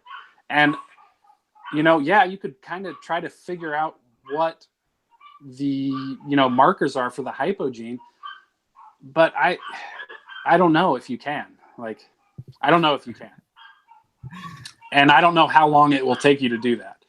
But if you cut through all the bullshit and you produce a leucistic, you will produce hypos, and it doesn't matter what they look like. Now, does that tend to have a lot more people into the tigers? Since you said there's a little controversy around hypo, are more people leaning towards tigers and leopards and that kind of stuff? The tiger and leopard gene has been around for a longer period of time. So yes, more people have that gene. And then I don't know if it's true or not, but a lot of people say, oh, I'm into Amazon tree boas for the color, so I don't want a leucistic Amazon. To me, that's fucking badass. I will take a white Amazon tree boa any day. And so I'm pursuing that a little bit, but I don't want to outcross my hypos too much. I want to, prove my animal is a hypo and produce some leucistics. So, and that is kind of the key to working on that gene. Right. So out of your 5 pairings or so, how many are you working with any animals that may be just normals as far as gardens or yellows or reds? As far as normals go, this year I'm trying to make I can kind of tell you my pairs. So far I've got there were some questions with the hypo gene again, and I did it because I said, what the hell, I'll keep them all. if I have to. What happens when you pair, a Gulf Coast hypo to an animal that could be considered hypo, that is not from that line? Will you be able to tell the offspring apart? Will you be able to tell what's hypo, what's not, what's normal? I don't know. So I paired a Gulf Coast hypo to a very nice yellow and bicolored hypomelanistic animal that's unrelated to that line, and she's gravid currently. So that'll be that. That's kind of for my fun. I am doing a pairing, a nice solid yellow male to a solid yellow female. And when I say that, they do still have a little bit of orange pattern, but for the most part, they're solid yellow. To sort of refine yellows, because I do like patternless animals. I like yellows. I like reds. I like all the colors they come in. And so that is one of my projects. That's a normal. So tigers have been worked with for a long time, and it's a dominant gene. You can have, genetically speaking, homozygous dominant animals where it's a super tiger, and it's not an incomplete dominant, or people might call it a co-dominant. But well, anyways, Nick well enough not to say co-dom. Exactly. To my understanding, there aren't co-dominant genes in reptiles.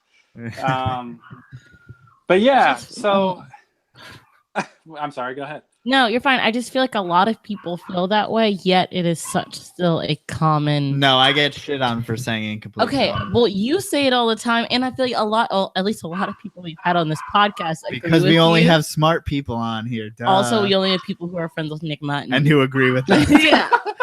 That's the real thing, is they're friends with Nick Mutton.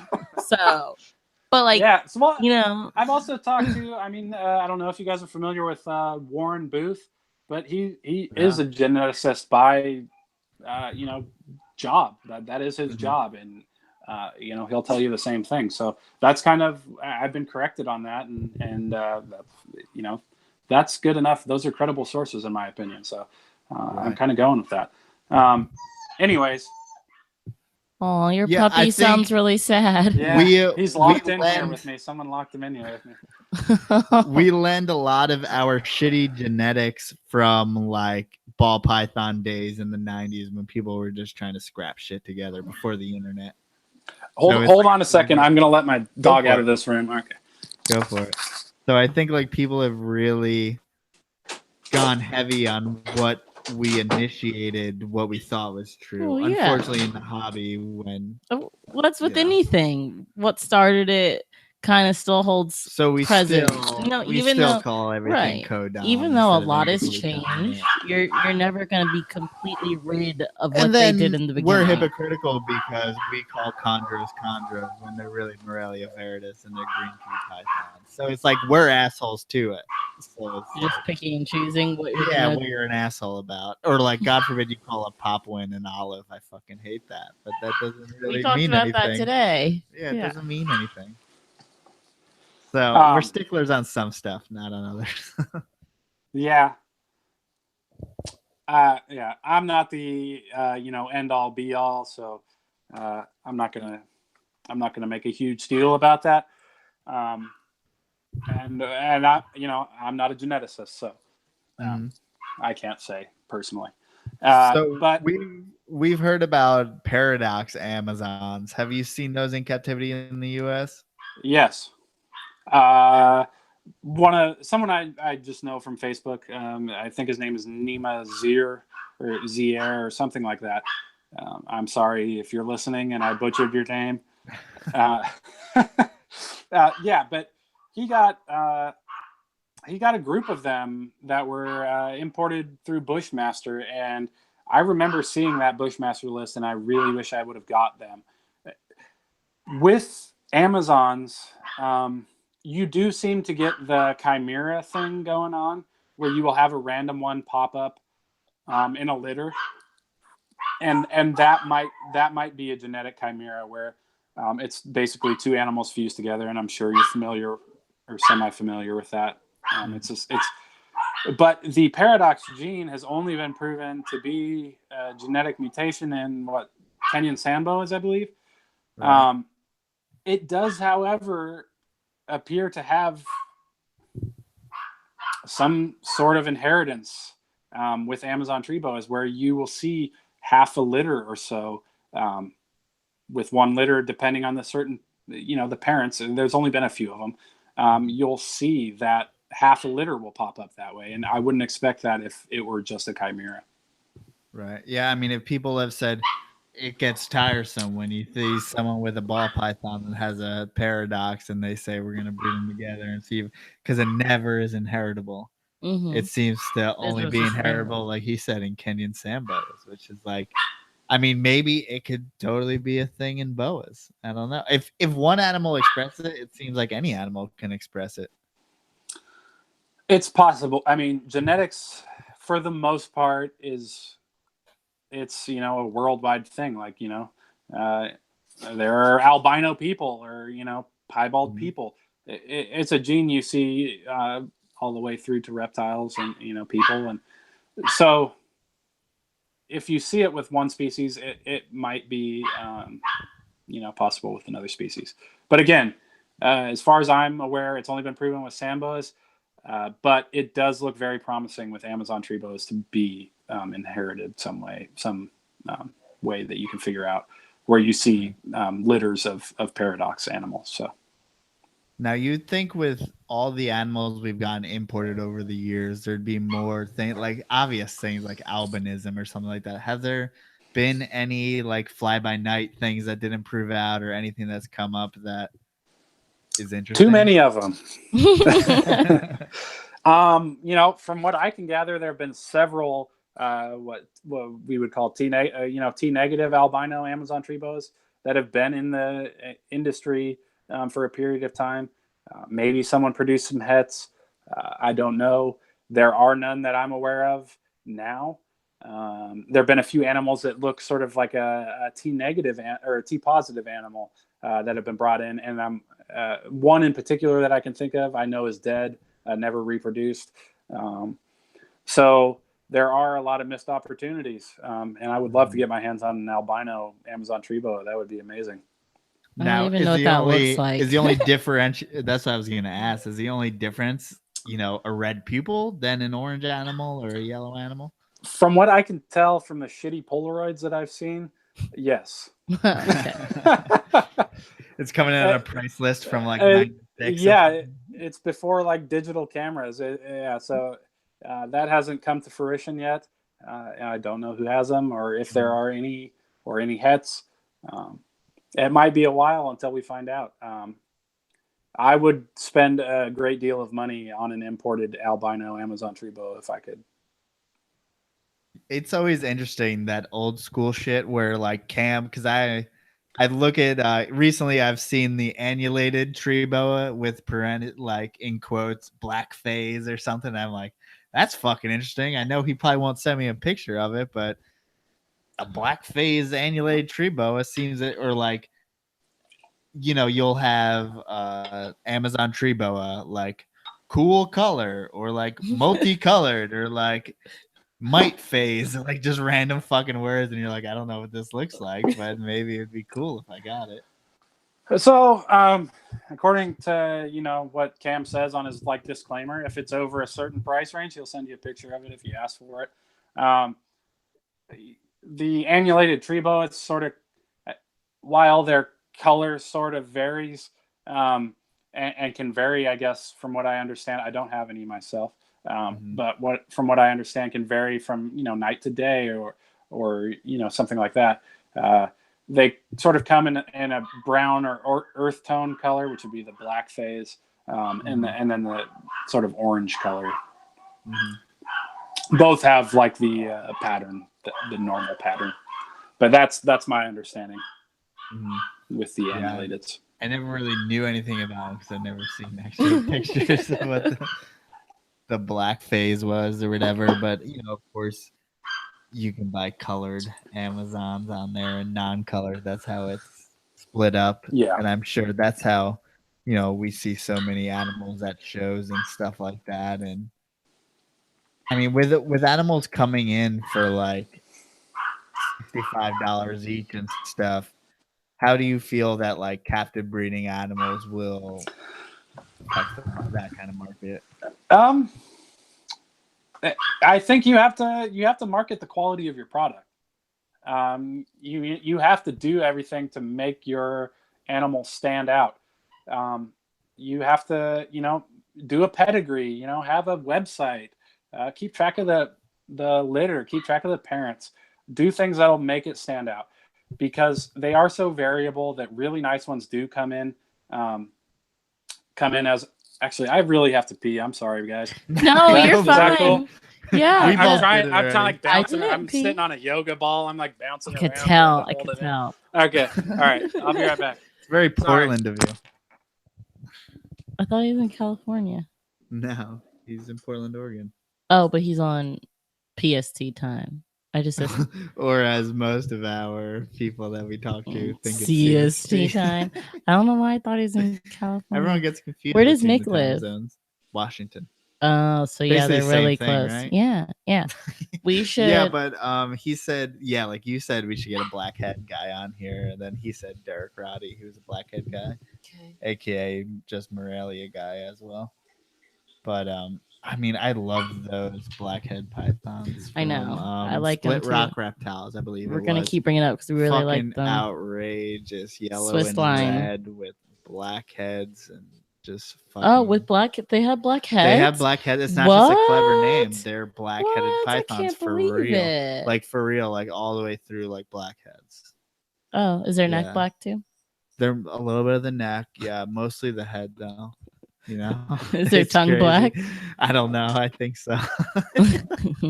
So Are their eyes black? I don't know. They're brown, sure, just like everything else.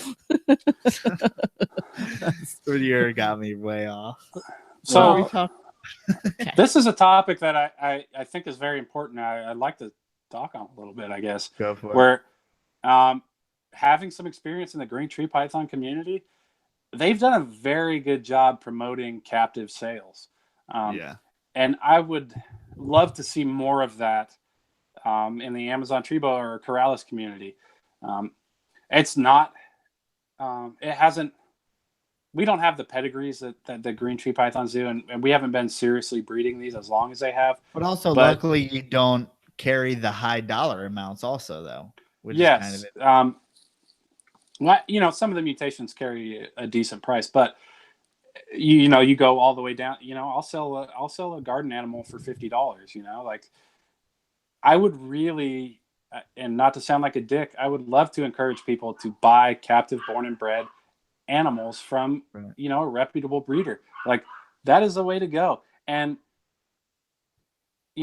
I'll provide full support. You want questions about husbandry, questions about the animal, questions about the color of it, whatever you want. I'll provide support. You need help, getting it feeding, whatever. You shouldn't, but it might. That always happens. Sometimes.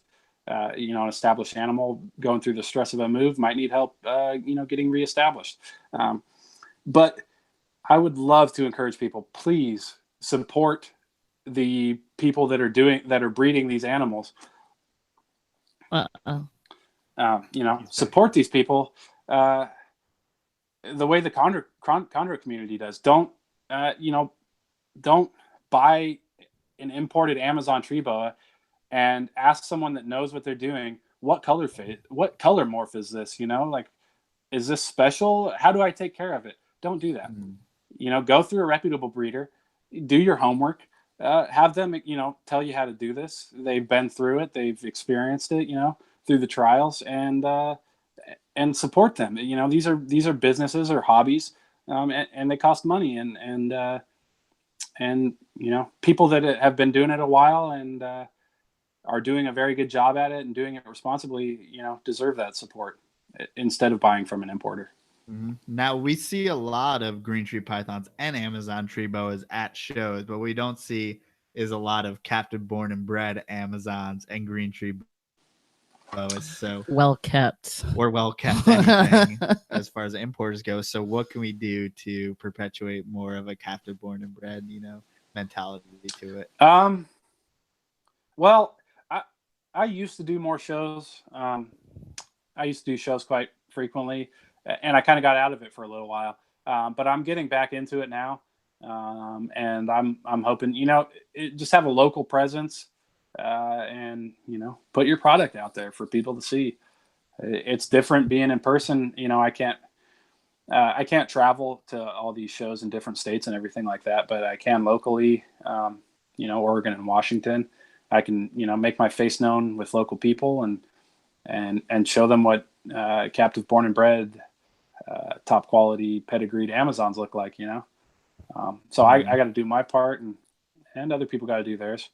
But on Facebook, I see it all the time. People buying, stuff from auctions or importers, and then turning around and asking the more experienced people, how to take care of it, or what kind of morph it is. And I would just encourage to go straight to the source. How that's been so fucking more prevalent this year, by the way, the auction thing, than ever. And we both know we're talking about one person, but like it's been much more prevalent this year than ever before. There's been like there's been like 5 a week, dude. Yeah. Yeah. I mean, I'm not going to talk shit about anybody. So Yeah, you're toeing the line, mister. But I'm just saying, like, it's been much more with the Amazons in particular. I don't know if Amazons are becoming more popular or it's just becoming more easily, gotten from fucking Bushmaster, just like everyone else. I don't know. Yeah, I think the popularity has kind of leveled off a little bit with the tree boas. But when I first started getting into them, the popularity was skyrocketing. And I've seen some people build, amazing collections that I have no idea what happened to them, or, what they're doing. Do they still keep them? Occasionally I try to reach out to someone with some old contact information and be like, hey, are you still breeding? Do you still have some animals, if I'm in the market, to salvage some of these things? Because, just like the albinos, I would like to see, potential, genetic mutations or special animals go to people that are still breeding, and to propagate that in the population. Now we hear a lot about emeralds having like that regurg syndrome. Are there any things that these animals come in with from the wild that we need to keep in mind when keeping? Just quarantine them, man. And one of the biggest, my biggest worry would be mites, because if they do come in with some kind of sickness, that's how it's going to spread. You probably have the common sense not to use the same tools that you're using with the rest of your collection. You're probably not attempting to feed this wild caught animal, and if it bites it and drops it, you're going to go feed it to one of your established collection. Like, that's probably not going to happen. But if it comes in with mites and it's got something that's commutable, that's how it's going to spread. Right. So just quarantine your animals. Prevenamite's a good tool. I use it at shows. I spray my tablecloth with prevenamite and set my stuff on top of there. Yeah. I get the urge to spray everyone that walks by at this point. You got a reptile on your shoulder? Get out of here with your bearded dragon. Yeah. Yep. So that's the nice thing about having bitey animals, I mean, they'll ask to hold it. Like, yeah, they'll bite you. Yeah. So you don't have like 20 people coming up and handling all your snakes. Yeah. Now, if anyone's looking for good information on how to keep Amazon tree boas, where can they go? I would say, right now, I guess like my main social media is Facebook. And so there's some groups on Facebook that have sort of carried over some of the members from some of the forums.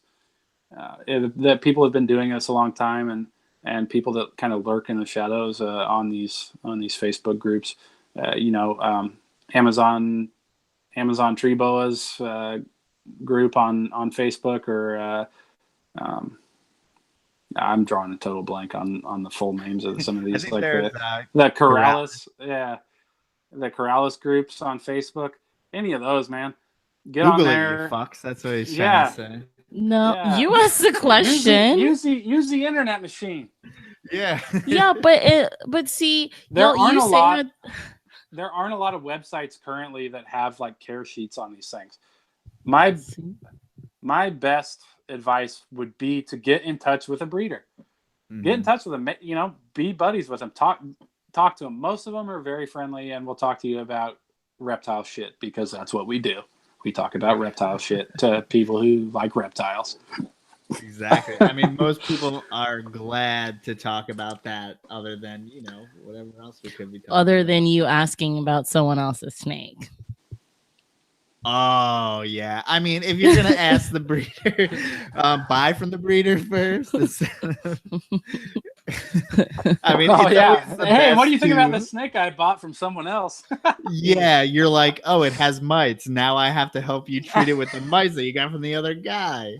Like, yeah. So again, I encourage you to buy captive born and bred, and then you're right at the source there. Right at the source. You say, hey, dude, what's up with this? It's not feeding, you know, like it should be. What can I do?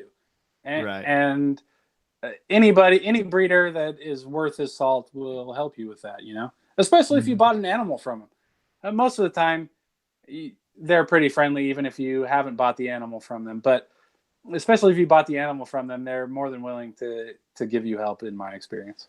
Absolutely. So if anyone wants to get in touch with you, how can they get in touch with you? I have a website that I try to keep current. I do a bad job at that sometimes, but it's www.hdarboreal.weebly.com. You can look me up on Facebook. I have an HD Arboreals page, and you know, my personal page, which is Dayton CROYDON. So you can look me up on Facebook, or post on some of these groups on Facebook. I lurk on them, you know. I give my 2 cents and stuff like that. So I think that's what people need to know about some of the rare species and stuff like that. Like, it's so easy to get in touch with the people who are good at it, because like there's only so many people that are doing it in general. Right. Yeah. So whenever you see someone else interested in something weird, you're like, oh yeah, I like that guy. Like if someone likes Sanzinia, then you're going to help the guy because they know what Sanzinia is, or like, you know, like random species. It's hard to resist the import thing. I get it, because you want to be that person with the next big thing, you know, like people want to be the like, oh fuck, I got the new morph, you know, no one else has this. I have it. I'm the new guy. It brings credit to my name. I've got the new thing. But you know, if you're, and it's hard for me to kind of, I'm being a little hypocritical here, because I want to be the best, you know, and I'm not ever satisfied with, you know, the quality of animals that I'm producing, or, you know, my husbandry. I'm always pushing for better. And I'm always looking for those weird, unusual animals. But I've been doing this for 10 years, you know, I've been doing this I've been producing animals for 10 years. And so I've got some experience, and that's kind of the way to go if you're starting, you know. Pick your own niche and do it that way. Buy the best captive born and bred animals you can, and selectively breed them for what you like. Yeah, that's a great way to end the podcast. Yeah. So Dayton, thank you so much for being on and talking to us for 2 hours about all types of good stuff. All the confusing nature of ATVs. This was awesome. Thank you guys for having me. It was a pleasure. Anytime. I'm definitely leaving this conversation with more knowledge and more confusion. But, you know, that's the way a lot of them go. Yeah. That's a common thing when you get into, you know, these kinds of animals, especially for some reason arboreal animals are so difficult. Damn trees, man. Once they get into those trees, they just get all they just go crazy. You want to put our stuff out? Yeah, so if you want to get nope, I don't want to do this right. If you want to get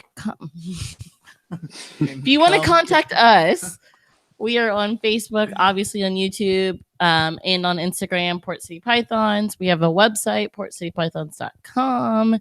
If our snakes ever learn to lock up, we'll have babies this summer on there. And obviously the t-shirts are on there. The Rugrats t-shirt was hard to find for a second, but we made it easier to order the Rugrats Reptile shirt. New March stuff is online. The Indigo shirt, the Reptile shirt, and the Chondro shirt. If you're into that, calling it old taxonomy, fuck off. Everyone calls it Chondro. Don't buy imported animals, you fucks. Okay. Just kidding. Hey guys, I've got some advice for you. Just some parting advice. Go for it. Be fucking stubborn. If you have trouble with your animals, stick it out. Like, you know, hard work pays off. Just put in the hard work. Don't quit on a project. If you have trouble with a project, just stick it out. I'm so close to getting rid of my fucking hog nose. I swear to God, those are the biggest pain in the ass I've ever had in my life. Yeah, you know how I feel about that. I've been ready to let those go. You're not preaching to the right person. I have no interest in that. Those. Might be the one. I see every project through, but I swear to God, those fucking snow hog nose. That project. I don't know if you ever had those. Real pain in the ass. Nope, I haven't. Been feeding tuna scent for fucking 2 years. Tuna scent? Yeah, it needs to be sent. It needs to be washed off with dish soap and then dipped in fucking tuna and then fed to the snake because, you know, that's what they do. So I'm seeing that through. Okay. Don't worry. But man, thank you so much for being on and for being cool. And we'll have to talk to you about shit in the future. Awesome. Thank you guys. You guys have been awesome. Feel free to contact me anytime you guys want about anything. Absolutely. Cool. I might want to see that emerald clutch, and we may have to do something about that if you end up litter. Sorry, boa people. Holy fuck.